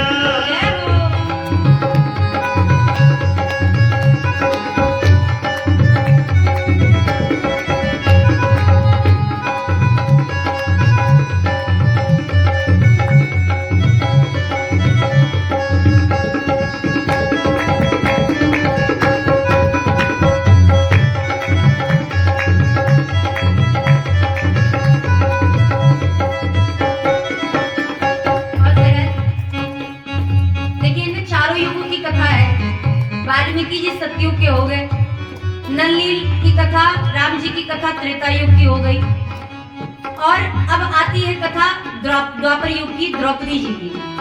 द्रौपदी जी ने जब भरी सभा में दुर्योधन के आदेश पर जब द्रौपदी जी के वस्त्र का हरण किया जा रहा था, उस समय द्रौपदी जी को किसी ने नहीं बचाया, कोई बचा ही नहीं सकता था महाराज। सब देख रहे हैं, किसी ने आंखें बंद कर ली, कोई देखना नहीं चाह रहा है, स्त्री की इज्जत जा रही है, लज्जा जा रही है, कोई देख करके भी अनदेखा कर रहा है। और उस समय जैसे ही द्रौपदी जी को लगा कि अब मेरा कोई सहारा नहीं है, लोग यहाँ बैठे हैं, परिवार के लोग हैं, यहाँ तक कि मेरे पति भी मेरी रक्षा नहीं कर रहे, तब द्रौपदी जी को बड़ा दुख हुआ, तो भगवान को पुकारा। देखिए, निवेदन इतना है कि कभी भी आप देखते हैं, अगर किसी भी कथा को सुनते हैं, तो भगवान अपने ऊपर पूर्ण विश्वास चाहते हैं। ये नहीं आधा विश्वास भगवान के ऊपर रखो और आधा विश्वास संसार के ऊपर रखो। एक कथा आपने सुनी, कथा क्या महाराज, एक कहानी सुनी होगी आपने कि एक हिंदू था, तो एक नदी में बहुत पंथ के लोग बैठे थे। तो सभी पंथ के लोग अपने अपने जो उनके पंथ के देवता हैं उनको बुलाते हैं, तो उनके तो एक ही देवता हैं, उनको बुलाया महाराज, सब लोग पार हो गए, नदी से डूबने से बच गए। अब हिंदू की बारी आई, और जैसे हिंदू की बारी आई तो हिंदू, अब उनके तो 33 करोड़ देवता और बड़े सारे देवता हैं महाराज, तो शंकर भगवान को बुलाते हैं, शंकर भगवान आप हमें आकर के बचा लो। तो जैसे ही कहा कि आप हमें आके बचा लो, तब तक याद आया कि नहीं, शंकर भगवान शायद नहीं आएंगे, राम जी को बुलाते हैं, राम जी आओ बचा लो। फिर सोचा नहीं महाराज, दुर्गा जी को बुलाते हैं, दुर्गा जी माता है, माँ का हृदय तो वैसे ममता से परिपूर्ण होता है, माँ को बुलाया, फिर राधा रानी को बुलाया, फिर काली माता को बुलाया, फिर गणेश जी को बुलाया। ये लोगों ने अपने बीच में कहानी बनाई, क्या कि हिंदू अनेक देवताओं को पूजते हैं, तो अनेक देवताओं को बुलाया और अंत में कोई नहीं आया और उसकी नैया डूब गई। क्यों? क्योंकि अगर एक होते तो एक को बुलाते, बहुत सारे हैं तो बहुत सारे को। गलत कथा है महाराज। पहली बात तो ये जो कहानी लोगों के दिमाग में रच दी गई है, बहुत गलत कहानी है, हम इसका बहुत बड़ा विरोध करते हैं, बिल्कुल नहीं होना चाहिए। ये कौन सी कथा है महाराज? 33 करोड़ देवता हैं, हमारे पास बहुत सारे ऑप्शन है महाराज, हमारा मन दुर्गा जी में लग रहा है, हाँ दुर्गा जी बड़ी प्यारी है, बोले बाबा उनसे बोला कौन हो सकता है, राम जी से सरल कौन हो सकता है, और नटखटपना देखना हो तो कृष्ण कन्हैया के पास चले आओ। क्या चाहिए आपको? शांत चाहिए, चंचल चाहिए, भोले चाहिए, ममतामयी चाहिए, क्रोधी चाहिए, कौन चाहिए महाराज? आपका जैसा स्वभाव है आप वैसे देवता को पूजा करो, ऐसा कोई वो नहीं है। तो ये जो कहानी बताई गई ना महाराज, जितने देवता हैं, अलग अलग देवता, किसको देवता को पूजा जाए? महाराज कौन है जो 10 देवता को पूजता है? आप माताओं से पूछो, आपको सबसे ज्यादा कौन से देवता पसंद है? किनका मन ज्यादा, किनकी पूजा में ज्यादा मन लगता है? तो वो कहेंगे भोले बाबा, या हो सकता है दुर्गा जी कह दें। नवरात्रि के 9 दिन की व्रत, 9 दिन का जो व्रत होता है माताएं रखती हैं, क्यों? क्योंकि दुर्गा जी में ज्यादा मन लगता है। तो सावन के सोमवार भी वही रखती है क्योंकि भोलेनाथ में मन लगता है। तो क्या कभी कोई अपशगुन हुआ महाराज कि कोई देवता आप पे नाराज हो गए? दुर्गा जी आई हो सपने में, नहीं तुमने मेरी 9 दिन की पूजा रखी थी, तुमने 16 सोमवार कैसे रखे? कभी हुआ महाराज? भोलेनाथ आए हो, नहीं तुम केवल शिवरात्रि के दिन आते हो जल चढ़ाने के लिए, बाकी दिन हमें भूल जाते हो।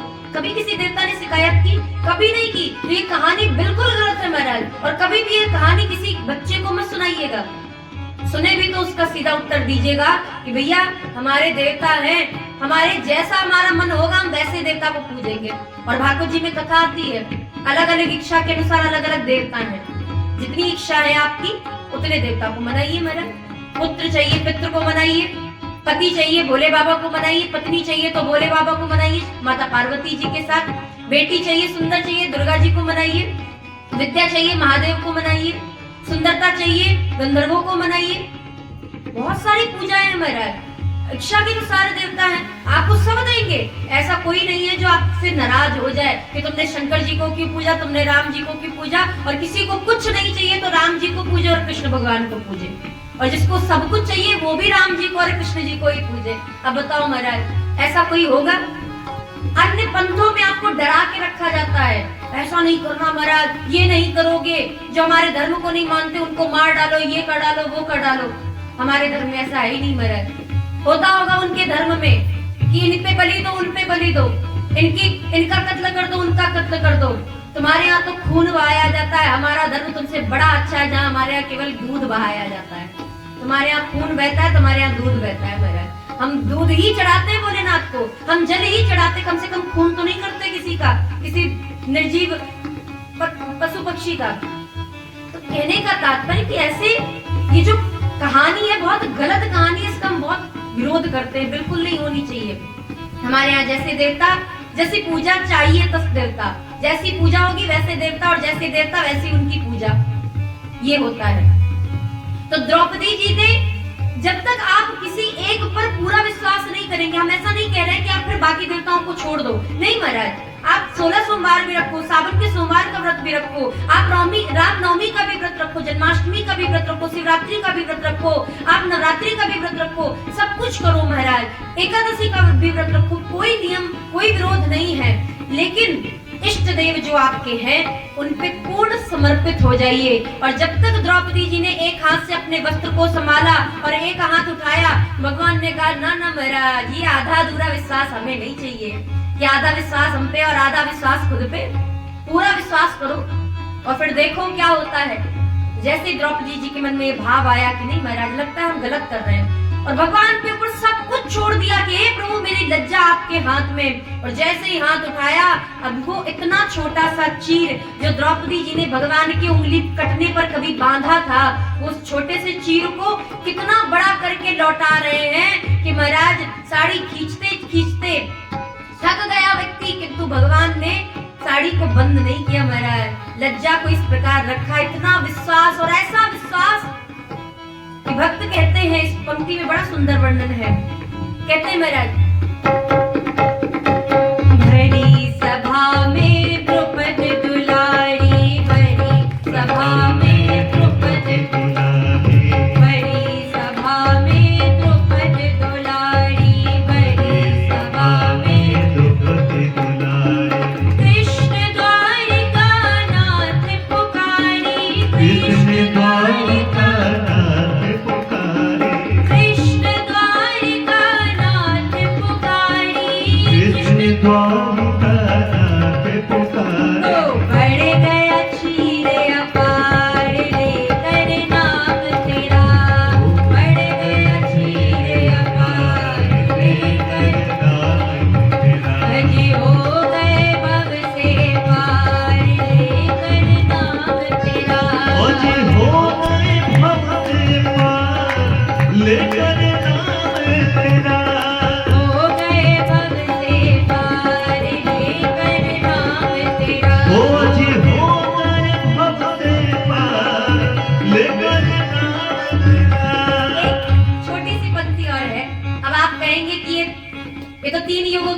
कलयुग की बात हम कैसे माने महाराज, कलयुग में भी तो ऐसा होना चाहिए।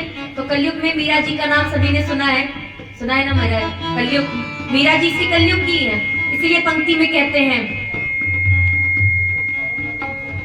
मीरा गिरधर नाम पुकारी, मीरा गिरधर, मीरा गिरधर नाम पुकारी, मीरा गिरधर नाम पुकारे, विष अमृत बन गया मुरारी, विष अमृत कर दिया, विष अमृत कर दिया मुरारी, विष अमृत कर दिया मुरारी, खुल गया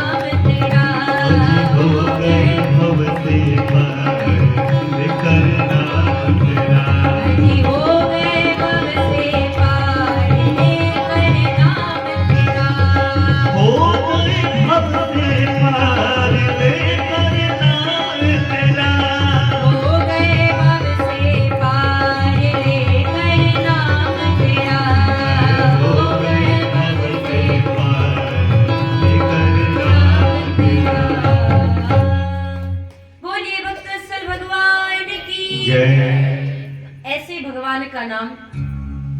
इसी कलयुग की बात है, श्री मीरा जी ने भगवान का नाम लिया और उनका उद्धार हुआ। नैमिषारण्य की पावन भूमि में, इस धरती पर सबसे पुरानी नदी कौन सी महाराज? गंगा जी? नहीं, गोमती नदी, जो आज एक प्रकार से विलुप्त हो चुकी है। इनको धेनुमती, इनका पहले नाम था धेनुमती, ये आदि गंगा कहलाती है श्री गोमती नदी। तब तो बहुत ज्यादा समाप्ति के कगार पे है यह नदी, किंतु यह आदि गंगा है महाराज। गंगा जी से भी पहले, सबसे पहले आने वाली कोई नदी है तो वो है श्री गोमती मैया। दूसरा, जो सबसे पहले तीर्थ इस धराधाम पर आया वो है नैमिषारण्य। इसलिए सतयुग में सबसे पहले अगर कहीं भजन करने के लिए संत कहते थे या कोई राजा भजन करने जाते थे तो नैमिषारण्य की पावन भूमि में जाते थे। और ऐसे नैमिषारण्य की पावन भूमि में 88,000 ऋषि, जो श्री सौनक जी महाराज जिनका प्रतिनिधित्व कर रहे हैं, 88,000 ऋषियों के जितने भी प्रश्न हैं, उन 88,000 ऋषियों के प्रश्न को लेकर के श्री सौनक जी महाराज बैठे हैं और कथा सुना रहे हैं श्री सूत जी महाराज। तो श्री सूत जी महाराज से सौनकादिक ऋषियों ने प्रश्न किया, महाराज आपसे हमने बहुत सारी कथाएं सुनी, प्रवचन सुना, बहुत सत्संग किया, लेकिन हम कोई ऐसी कथा सुनना चाहते हैं जिससे इस संसार में प्राणी मात्र को, आने वाले समय में प्राणी मात्र को एक मार्ग मिल सके उसके मोक्ष की प्राप्ति का। तो आपसे निवेदन है ऐसी कोई कथा सुनाइए जिसमें हरि चर्चा भी हो, मोक्ष का मार्ग भी हो। तो श्री सूत जी महाराज कथा को श्रवण कराते हैं। श्री वेद व्यास भगवान लिखते हैं और यह कथा स्कंद पुराण में, जो महात्म्य की कथा है, ये स्कंद पुराण में कथा आती है और उसी स्कंद पुराण की कथा को यहाँ पर महात्म्य के रूप में रखा गया है कि भागवत कथा जो सुनते हैं ऐसे कौन व्यक्ति हैं जो तर जाते हैं। बोले महाराज क्या कथा सुनने के बाद पुण्य करना जरूरी है या कथा सुनने से पहले पुण्य करना जरूरी है? तो कहा गया महाराज पुण्य की आवश्यकता ही नहीं है। इस जीवन में, मनुष्य तन में किसी व्यक्ति ने अगर कभी अपने जीवन में पुण्य ना किया हो, पुण्य का नाम भी ना लिया हो, भगवान का एक बार भी नाम ना लिया हो, ऐसा व्यक्ति भी यदि श्रीमद् भागवत महापुराण की कथा को सुन ले तो वह भी तर जाता है। तो ऐसी कथा को आइए हम और आप श्रवण करें। श्री सूत जी महाराज वर्णन करते हैं और श्री वेद व्यास भगवान लिखते हैं, नैमिषे सूत मासीन मविवाद्य महामतिम कथामृत रसा स्वाद कुशला सौनको ब्रवीतो। देखिए, कथामृत रसा स्वाद कुशला, जो कथा सुनने में बहुत रसिक है और जो कथा के स्वाद को जानते हैं। अब आप कहेंगे कथा का कौन सा स्वाद होता है महाराज? कथा का तो स्वाद ऐसा है ना, ऐसे ही अगर किसी व्यक्ति को कथा का स्वाद लग जाए, अगर किसी व्यक्ति को कथा का स्वाद लग गया, मिल गया, तो फिर महाराज वो कथा को छोड़ने वाला नहीं है। फिर 10 किलोमीटर पे कथा हो, चाहे 5 किलोमीटर पे हो, चाहे 50 किलोमीटर पे हो, अगर वो सक्षम है कथा में पहुंचने के लिए तो वह कथा सुनने जरूर जाता है। इसलिए कथा सुनने में कुशल होना चाहिए। सबसे पहले किसी भी शास्त्र को आप उठा के कथा सुनेंगे, चाहे वो शिव पुराण की कथा हो, चाहे वह देवी भागवत की कथा हो, चाहे वह श्रीमद् भागवत महापुराण की कथा हो, चाहे वह रामचरितमानस की कथा हो, सर्वप्रथम सबसे पहले महाराज श्रोता के ही लक्षण बताए गए हैं, क्योंकि वक्ता तो कथा कहना प्रारंभ ही कर दिए महाराज। तो वक्ता के लिए तो बहुत सारे नियम हैं, लेकिन श्रोता के लिए 2 ही 3 नियम हैं जो उनको पालन करना चाहिए। सबसे पहले तो कथा सुनने में कुशल होना चाहिए। तो सौनकादिक 88,000 ऋषि बड़े ही कुशल है कथा सुनने में। आप कहेंगे कैसी कुशलता है उनमें? बोले कुशलता का अर्थ ये, आजकल लोग कुशलता का अर्थ ये कहते भैया और ठीक हो, बोले हाँ सब कुशल मंगल है। कुशल का अर्थ ठीक ठाक है। कुशल का अर्थ ये नहीं है महाराज। कुशल का अर्थ कि आप कितने ज्यादा परिपक्व हैं, आप कितने ज्यादा समझदार हैं। कुशल का अर्थ ये होता है कि आप कितने कुशाग्र बुद्धि के हैं। तो श्रोता कैसे हो? बोले कुशल हो। कुशल का अर्थ यह कि आप कभी अयोध्या जी गए होंगे तो आपने, अगर रहे होंगे वहां और कभी अयोध्या जी की कथा सुनी हो आपने, तो देखिएगा कहीं पे भी कथा होती है तो वहां अयोध्या वासियों से ज्यादा संत आपको नजर आएंगे कथा सुनने के लिए। कथा कोई भी कहे महाराज, ऐसा कोई नियम नहीं है कि संत कथा कहेंगे तभी संत बैठेंगे, नहीं। कोई भी व्यक्ति कथा कहता है तो संत बैठ जाते हैं कथा सुनने। क्यों? क्योंकि संत जानते हैं कि महाराज कथा सुनने का एक ही नियम है कि बस कथा सुनते रहो, कथा का वक्ता कोई भी हो। दूसरा नियम कुशल का अर्थ यह है कि आप ही विचार कीजिए, हनुमान जी को कोई कथा सुना सकता है महाराज? हनुमान जी महाराज इतने बड़े वक्ता हैं, वाल्मीकि जी इसके बराबर के वक्ता हैं महाराज। वाल्मीकि जी ने वाल्मीकि रामायण लिखी तो हनुमान जी ने पत्थर की बड़ी बड़ी शिलाओं में अपने नाखून से कथा लिख दी। वाल्मीकि जी को लगा महाराज अगर कहीं हनुमान जी की कथा सामने आ गई तो हमारी कथा कोई पढ़ेगा ही नहीं, वाल्मीकि रामायण कोई पढ़ेगा ही नहीं। और फिर हनुमान जी महाराज अगर कथा कहेंगे, कथा सुनेंगे तो भगवान का भजन कौन करेगा? इतने भजनानंदी संत हैं श्री हनुमान जी महाराज, अगर यही कथा कहने लगेंगे तो भगवान की सेवा कौन करेगा? इसलिए वाल्मीकि जी ने हनुमान जी के द्वारा लिखित कथा को समुद्र में विसर्जित करवा दिया। अब आप विचार करो कि हनुमान जी महाराज को कोई कथा सुना सकता है? इस संसार में ऐसा कोई वक्ता नहीं है, किंतु फिर भी यत्र यत्र रघुनाथ कीर्तनम तत्र तत्र कृतमस्तकांजलिम वाष्पवारी परिपूर्ण लोचनम मारुतिम नमत राक्षसांतकम। श्री हनुमान जी महाराज ऐसे कुशल श्रोता हैं कि अगर कोई भी कथा कहे तो उस कथा पंडाल में हनुमान जी महाराज किसी न किसी रूप से आते हैं और कथा सुनकर के ही जाते हैं, प्रसाद आरती लेकर के ही जाते हैं। इसलिए कथा सुनिए, अगर मन नहीं लगा है आपका कोई बात नहीं, लेकिन आरती और प्रसाद लेके कथा में जरूर जाना चाहिए, ये नियम है। पहले की माताएं क्या करती थी, किसी के घर में सत्यनारायण भगवान की कथा हो रही है तो अपना नहीं जाते थे तो बालकों को भेज देती थी, जाओ प्रसाद लेके चले आओ। क्या प्रसाद का लालच है? नहीं, प्रसाद का लालच नहीं है महाराज, प्रसाद का महत्व है, इसलिए प्रसाद लेने के लिए भेजा जाता था। ऐसे ही कथा सुनिए, श्री शंकर भगवान, उनको कोई कथा सुना सकता है?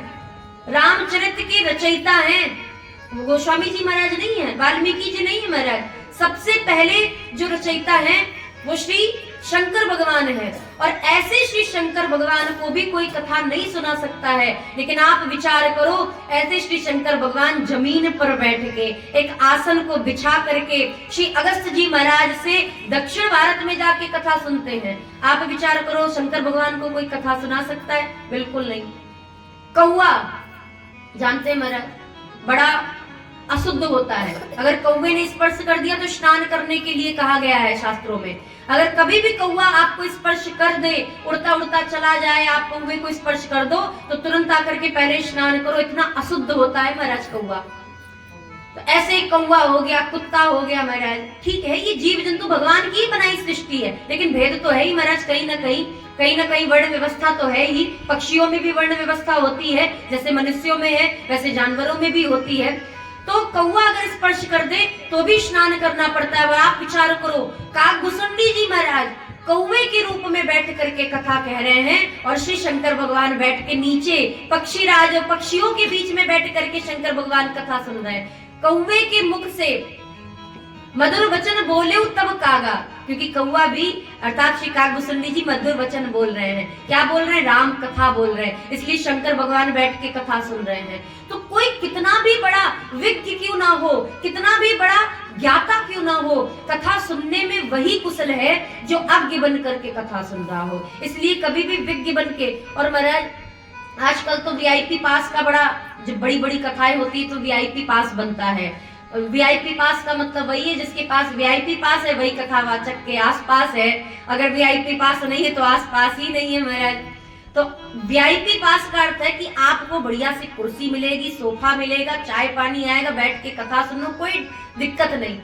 और जो जनसाधारण है वो जमीन पे बैठ के कथा सुन रहे हैं। और एक निवेदन और, ये जो कुर्सी पे बैठ के कथा सुनते ना महाराज, ये कभी कंफर्टेबल होके कथा नहीं सुन पाते हैं, इधर उधर भी नहीं देखेंगे कि कहीं हम साधारण ना दिखने लगे। भाई हम कुर्सी पे बैठे हैं, हम वीआईपी बने हैं तो हमको वीआईपी की तरह थोड़ा सा दिखाना पड़ेगा ना महाराज। तो ये इधर उधर भी नहीं, ज्यादा ताली भी नहीं बजाते महाराज, कि ज्यादा तेज भावुक हो गए तो फिर लोग कहेंगे देखो कुर्सी पे बैठ करके बड़ी भाव से ताली बजा रहे हैं, ये तो झूम रहे हैं। नहीं, फिर वो भाव में भी नहीं आ सकते। इसलिए कथा को, अच्छा एक निवेदन और, कथा में नीचे वही बैठ सकता है जो अहंकारी ना हो, क्योंकि अहंकारी व्यक्ति को सदैव कुर्सी चाहिए। अब आप ये मत समझिए महाराज जिसको बैठने में दिक्कत हो उसको भी कुर्सी चाहिए होती है, वो अलग की बात है। कि आप शरीर में कष्ट है, दिक्कत है तो नहीं बैठ पा रहे, चलो कुर्सी की अलग बात है। लेकिन जो कुर्सी देख करके ही कथा में बैठे, समझ लो उसके अंदर बहुत अहंकार है। अब वो कुर्सी की डिमांड है, उसको कथा की डिमांड है ही नहीं महाराज। कुर्सी मिलेगी तो कथा सुनेंगे, नहीं तुम जा रहे अपने घर। तो ये जो कुर्सी के लिए तो लड़ाई वैसे भी होती है महाराज, हर देश में होती है कुर्सी के लिए लड़ाई। वो कुर्सी 5 साल के लिए होती है, ये कुर्सी 2 घंटे के लिए होती है। लड़ाई तो दोनों ही कुर्सी में हो रही है। इंद्र की कुर्सी पे लड़ाई हो रही है महाराज, और बताओ वहां स्वर्ग में भी लड़ाई होती है कुर्सी के लिए। कहने का तात्पर्य श्रोता को इसीलिए जमीन पर बैठने के लिए कहा गया है कि जब तक, अब आप विचार करो कि कथावाचक कथा कह रहे हैं, और भाई भागवत कथा तो आप सभी ने सुनी है।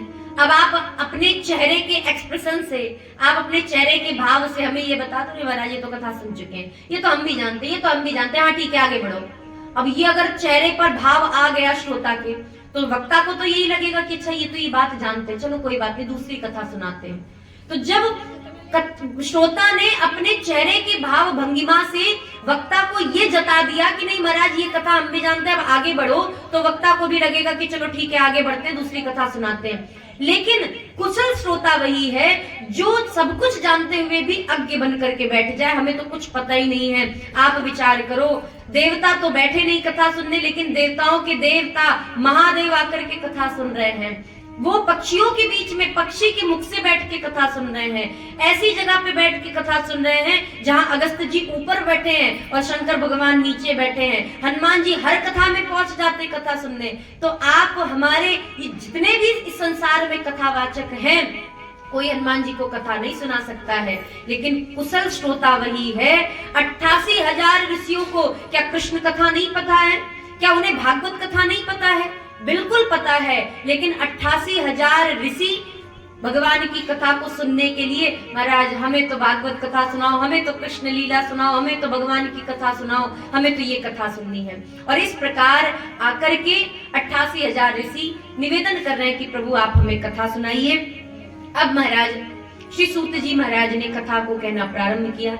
ये ऐसी कथा है, सूर्यदेव उदित होते हैं तो तीनों लोकों के 14 भुवनों के अंधकार को नष्ट कर देते हैं, लेकिन फिर भी हमारे मन के अंधकार को सूर्य नष्ट नहीं कर पाते।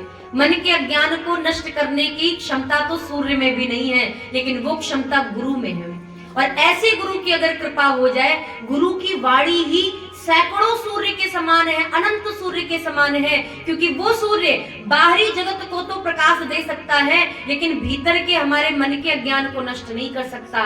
और गुरु वाणी में इतनी सामर्थ्य है कि हमारे मन के अहंकार को, हमारे मन के अज्ञान को, जन्म जन्मांतर के अज्ञान को नष्ट कर सकते हैं। इसीलिए कहते हैं अज्ञान ध्वांत विध्वंस कोटि सूर्य समप्रभा, करोड़ों सूर्य के समान गुरु की वाणी होती है। और सूताख्या ही कथासारम मम कर्ण रसायनम। ऐसे श्री सूत जी महाराज आप हमें भगवान की कथा सुनाइए जो हमारे कर्ण पुटों में अमृत के समान हो।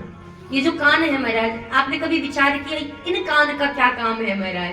ये जो कान बाहर है, पर्दा फट जाए और कान बड़े सुंदर हो तो कुछ सुनाई पड़ेगा?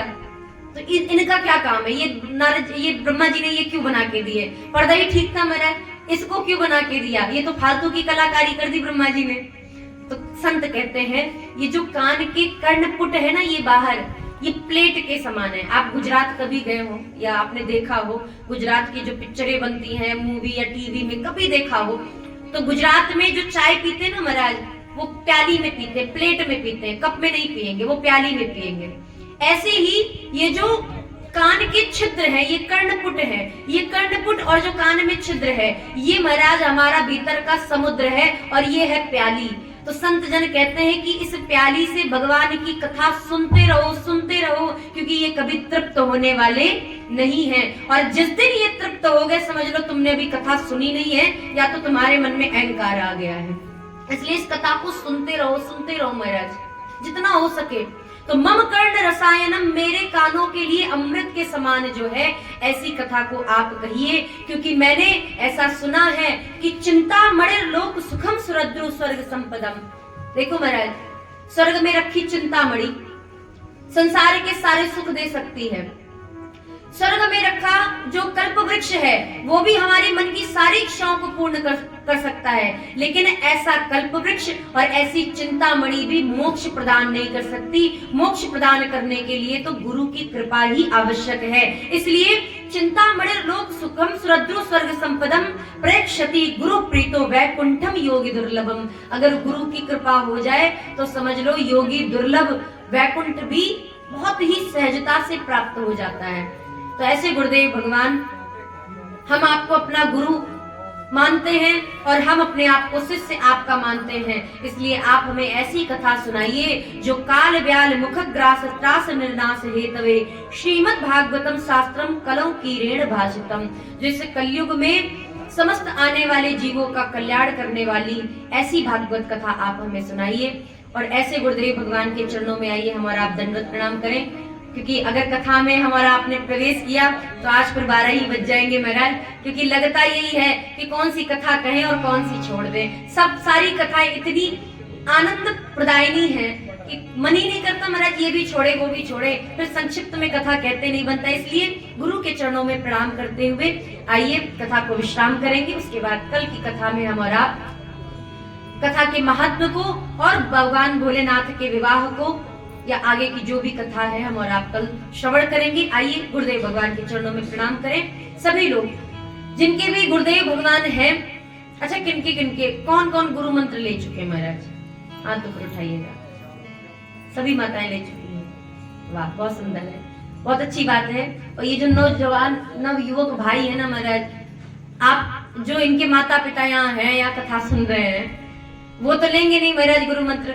आपकी ये जिम्मेदारी बनती है कि आप अपने बालकों को गुरु मंत्र दिलाइए। कई जगह हमने देखा महाराज, हमको जिला नहीं याद आ रहा है, बहुत जगह हमने देखा है, बिहार में भी अधिकतर होता है ऐसा कि बचपन में जब बालक 6 दिन का होगा ना तभी गुरु मंत्र दिलवा देंगे। अब बताओ 6 दिन के बालक को क्या समझ में आएगा महाराज कि गुरु मंत्र क्या मिला है? और वो जब तक बड़े होगा तो कहेगा महाराज गुरु मंत्र हाँ कब लिया? बोले 6 दिन के थे तब लिए। याद है? बोले नहीं याद तो नहीं है। तो कहीं लिखा है? बोले हाँ डायरी में लिखा है। तो कहाँ है डायरी? बोले कहीं रखी होगी, अब वो भी नहीं पता। तो महाराज ऐसे गुरु मंत्र लेने का क्या अर्थ जो गुरु मंत्र भी ना पता हो, गुरु भी ना पता हो और गुरु का कभी दर्शन भी ना किया हो। इसलिए गुरु मंत्र अगर आप दिला देते हैं अपने बालकों को, सबसे पहला नियम 18 वर्ष का बालक हो जाए, थोड़ा सा समझदार हो जाए। हम तो कह रहे 10 वर्ष का ही हो महाराज, बालक 12 वर्ष का हो, क्योंकि 12 वर्ष से लेकर 10 वर्ष से लेकर के 18 वर्ष तक के बालकों को जैसे आप डालेंगे ना वैसे ढलेंगे। तो अगर हो सके तो गुरु मंत्र दिला दीजिए 10 वर्ष से लेकर 12 वर्ष तक। कुछ नहीं महाराज, हनुमान चालीसा तो पढ़ना जानता है बच्चा, हनुमान चालीसा भी ना पढ़े कोई नहीं, लेकिन गुरु मंत्र का एक माला जप करे 5 मिनट लगता है। तो अपने बालकों को थोड़ी सी शिक्षा देंगे, क्योंकि माता पिता के कर्म ही बालकों का भविष्य बनाते हैं, ये निश्चित बात है। अगर आप अच्छे कर्म कर रहे हैं तो आपके बालकों के भविष्य की चिंता आपको करने की जरूरत नहीं, उनका भविष्य बन जाएगा। इसलिए गुरु मंत्र पहले दिलवाइए सबसे पहले। और नहीं है तो कोई बात नहीं, आपके बगल में भोले बाबा है, ऐसे भोले बाबा को प्रणाम कीजिए। भोले बाबा सबके गुरु हैं। इसलिए रामचरितमानस में गोस्वामी जी महाराज कहते हैं कि तुम त्रिभुवन गुरु वेद बखाना। शंकर भगवान को तीनों लोगों का गुरु कहा गया है, चाहे दैत्य हो, निश्चर हो, राक्षस हो, यक्ष हो, गंधर्व हो, किन्नर हो, देवता हो, मनुष्य हो, नाग हो, कोई भी हो, सब भोले बाबा को अपना गुरु मानते हैं। ऐसा कोई राक्षस नहीं हो जो भोले बाबा से बैर करके बैठा हो, पहले पूजा करता है फिर उन्हीं से वरदान मांगता है कि महाराज हम मरे तो आपके यहाँ तो मरे। तो कौन गुरु अपने चेला को मारेगा महाराज? तो ये चेला लोग बड़ा दिमाग लगाते हैं, लेकिन गुरुजी हमारे बड़े सीधे हैं, भोले बाबा। तो अगर हो सके तो भोले बाबा को गुरुजी बनाइए, और अगर नहीं है तो आप किसी संत को गुरु मानते तो उनको प्रणाम किए आइए। हम और आप गुरुदेव भगवान के चरणों में वंदन प्रणाम करें, उसके बाद कथा को विश्राम करेंगे।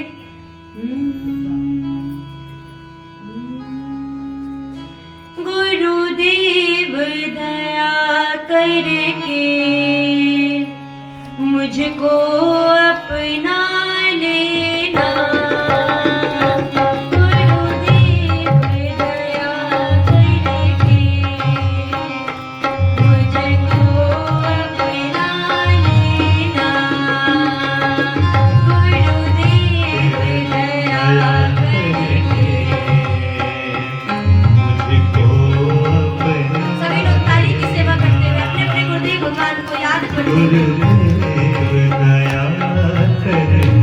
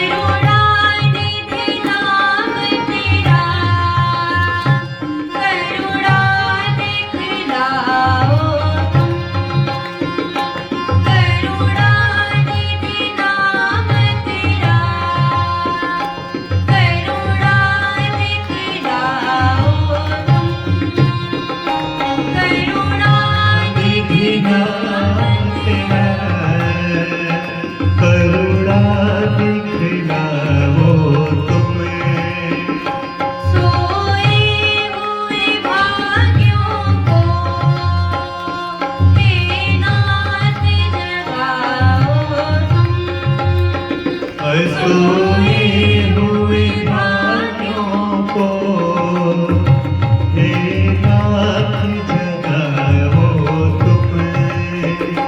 मेरी नाव भंवर डोले, मेरी नाव भंवर डोले, उसे पार लगा देना। मेरी नाव भंवर डोले, उसे पार गुरुदेव दया करके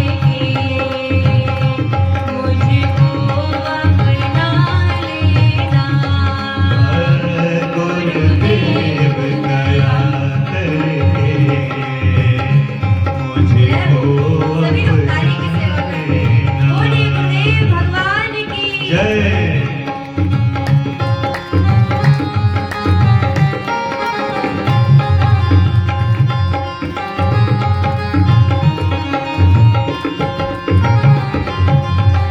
देखिए महाराज, गुरुदेव भगवान जो है क्या काम करते हैं कि गुरु मंत्र दे दिया हो गया महाराज? नहीं, भगवान से मिलाने का जो मुख्य कार्य है ना वो गुरु ही है। जानकी जी को भी गुरु की आवश्यकता पड़ी थी पुष्प वाटिका में। आप कहेंगे कैसे?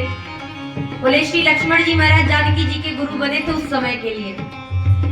जानकी जी आई और रामचंद्र जी तैयार नहीं थे, श्रृंगार नहीं हुआ था, तो रामचंद्र जी को लक्ष्मण जी जबरदस्ती अंदर लेके गए। लता भवन के अंदर एक लता भवन था जो लताओं से ढका हुआ था पूरा, उसके अंदर लेके गए। राम जी ने कहा क्या कर रहे हो लक्ष्मण? बोले प्रभु आप चुप रहिए, एकदम बैठ जाइए। बोले राम जी ने कहा अरे भैया हम यहाँ गुरु जी के लिए पुष्प लेने आए, तुम क्या कर रहे हो? बोले महाराज हम आपके पुजारी हैं, आप हमारे भगवान हो। राम जी ने कहा हाँ। बोले महाराज कुछ भक्त आ रहे हैं आपका दर्शन करने, तो पुजारी का क्या कर्तव्य है कि भगवान का श्रृंगार करे और भक्त को दर्शन कराए। तो रामचंद्र जी का श्रृंगार किया। क्या किया? एक चौतनी टोपी भगवान को बाजार से मिली थी। जो व्यापारी थे जब जनकपुर में भ्रमण करने गए थे राम जी, तो कुछ व्यापारियों ने अपने अपने अनुसार भगवान को भेंट दी। तो एक व्यक्ति के पास कुछ था नहीं, था तो महाराज वो भूल गया था। भगवान के पास आया, राम जी ने कहा चाचा आप कुछ नहीं दोगे? बोले क्या हमारे पास है ही क्या? बोले बहुत कुछ है। बोले क्या है? बोले महाराज ये टोपियां किसके लिए बेच रहे हो? तब उसे याद आया अच्छा हाँ महाराज तो सुंदर सी टोपी। एक भगवान मुकुट नहीं धारण किए थे मिथिला में, वो तो बाद में धारण किए महाराज। जितने दिन रहे तब तक टोपी पहने थे भगवान, मुकुट नहीं धारण कर पाए क्योंकि मुकुट लाए ही नहीं थे, वो तो वनवासी वेश में आए थे। तो भगवान को सुंदर सी टोपी दी, पीले पीले रंग की धोती जिसमें लाल धागे से गुलाब की कढ़ाई हुई थी। हमारे गुरुदेव भगवान ऐसा बताते हैं, मिथिला वाले ऐसा कहते हैं। भगवान को वो टोपी पहना दी। अब वो इतनी चौड़ी सी टोपी, चौतनी टोपी थी, गोल नहीं थी महाराज, चौड़ी टोपी थी जैसे नेपाल में पहनते हैं ना महाराज, उसी तरीके से कुछ टोपी थी। तो चौतनी टोपी भगवान पहने और जैसे ही चौतनी टोपी पहने तो अब वही टोपी पहने थे तो लक्ष्मण जी ने उनको सुंदर सी, भगवान ने खिले खिले पुष्प तो उतार लिए, कलियां रो रही थी। तो लक्ष्मण जी ने कहा तुम क्यों रोती हो? कलियों ने कहा देखो ना महाराज आज हम भी अगर खिले होते, परिपक्व होते तो भगवान हमें भी उतारते अपने कर कमल से। लक्ष्मण जी ने कहा चिंता क्यों करते हो महाराज? राम जी ने खिले पुष्पों को जो परिपक्व हो चुके, जो ज्ञानी हो गए महाराज, बड़े से बड़े ज्ञानी हो गए, भगवान ने उन्हें क्या किया? अपने हाथों से उतारा और अपने दूसरे हाथ में रख लिया। एक हाथ से उतारा और दूसरे हाथ में रखा। लेकिन जो भक्त हैं, ज्ञानी नहीं है, केवल भगवान का भजन करते हैं, उन्हें शास्त्र से कोई मतलब नहीं, वेद पढ़ना ही नहीं है महाराज, समझ में नहीं आता, राम नाम का सहारा है। ऐसे भक्तों ने क्या किया? रोना शुरू किया क्योंकि अभी वो परिपक्व नहीं, अभी वो खिले नहीं है। तो लक्ष्मण जी ने उनके आंसुओं को देखा। आंसुओं का मतलब सुबह सुबह ओस गिरती है पुष्प वाटिका में, तो लक्ष्मण जी को लगा ये कलियां रो रही हैं। तो लक्ष्मण जी ने कलियों को उतारा और कलियों की एक माला बनाई, गुच्छे की तरह माला, जो गुच्छा नहीं होता है महाराज, उन गुच्छों की माला बनाई और भगवान की टोपी पर लगा दिया। गुच्छ बीज बिच कुसुम कली के, गोस्वामी जी महाराज वर्णन करते हैं। गुच्छ बीज, यद्यपि भगवान को कलियां नहीं चढ़ती हैं, बहुत सारे लोग क्या करते हैं, भगवान को कली चढ़ा देते हैं। फूल नहीं मिला ठंडी में तो कली नहीं चढ़ानी चाहिए, वो केवल लक्ष्मण जी के लिए है महाराज, हमारे आपके लिए नहीं, शास्त्र निषेध करते हैं।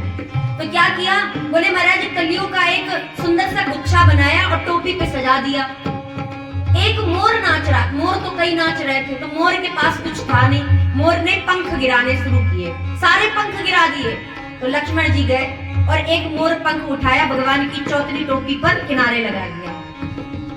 मोर पंख सिर सोहत नीके, गोस्वामी जी महाराज कहते भगवान कृष्ण ही केवल मोर पंख धारण नहीं करते, हमारे राम जी भी करते हैं।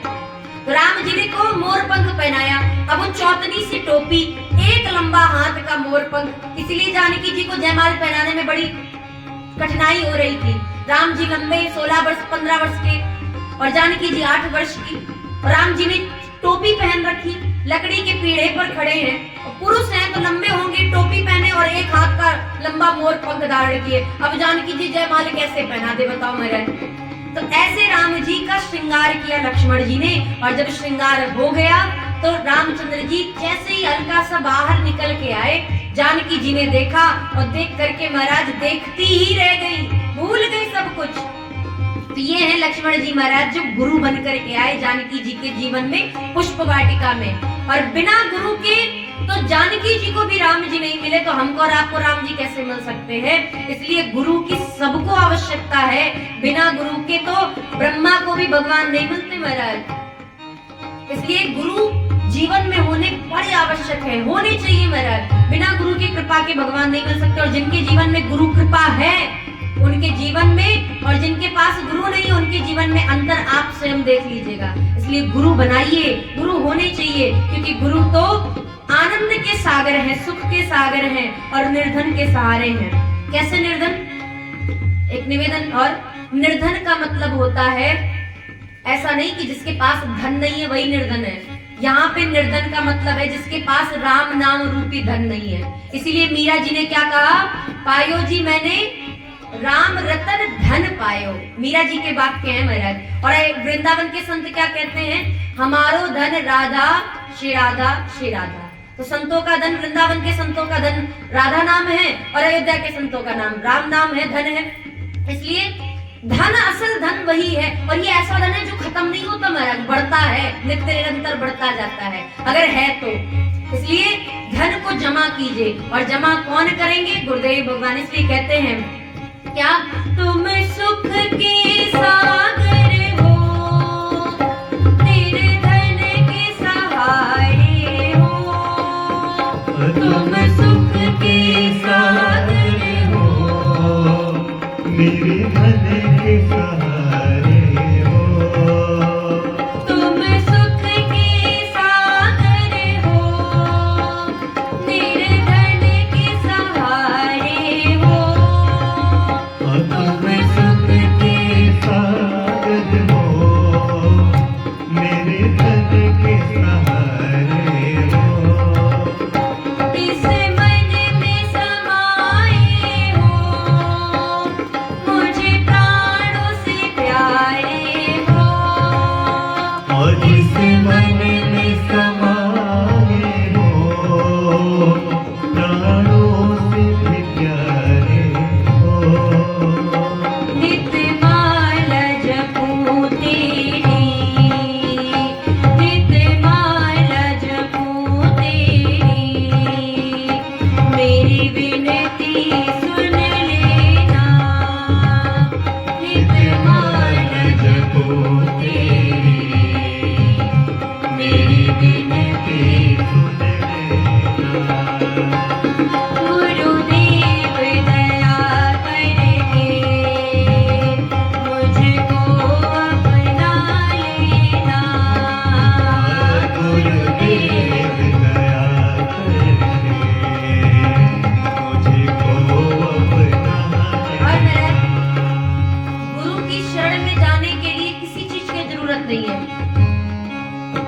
हम तो महाराज ऐसे गुरु के शिष्य हैं जिनके द्वार पर अगर आपके पास कुछ नहीं है, 2 रुपए भी नहीं है, तो हमारे पूज्य गुरुदेव भगवान इतने दयालु हैं, इतने कृपालु हैं। वैसे तो गुरु के पास जब गुरु मंत्र लेने जाओ तो नियम होता है, फल लेके जाओ, वस्त्र लेके जाओ, दक्षिणा लेके जाओ, कुछ चीजें लेके जानी चाहिए। लेकिन हमारे गुरुदेव भगवान इतने दयालु हैं, इतने कृपालु हैं कि अगर तुम्हारे पास वस्त्र नहीं है, फल नहीं है, दक्षिणा नहीं है, कोई बात नहीं, भंडारा खा के जाना। फल हम तुम्हें अपनी तरफ से दिए दे रहे हैं, ये लो महाराज झोली में फल डाल दिया। और वस्त्र नहीं है, कोई बात नहीं, अपने अंग पट के जो कंधे पर वस्त्र है उसी को उठाया, शीश पर रखा और कान में मंत्र दे दिया, हो गए तुम हमारे चेला। ऐसे हमारे संत, ऐसे हमारे गुरुदेव भगवान इतने सरल हैं, इतने सरल महाराज। ऐसे भी कोई गुरु मिलेंगे? आपका कर्तव्य बनता है कि दक्षिणा लेके जाओ, फल लेके जाओ, वस्त्र लेके जाओ, लेकिन गुरु जी हमारे कुछ नहीं मांगते। इसलिए कहते हैं, हे प्रभु कैसा भी हूँ बस आपका हूँ, अपना लेना। हमें नहीं पता कि क्या क्या लेके आना है और कैसे आना है, बस आ गया हूँ इतना जान लो। उसके बाद कल्याण कैसे करना है ये आपकी इच्छा है, आप कैसे करोगे हमें नहीं पता। इसलिए कहते हैं, पापी हूँ या कपटी हूँ, जैसा भी हूँ तेरा हूँ। पापी हूँ या कपटी हूँ,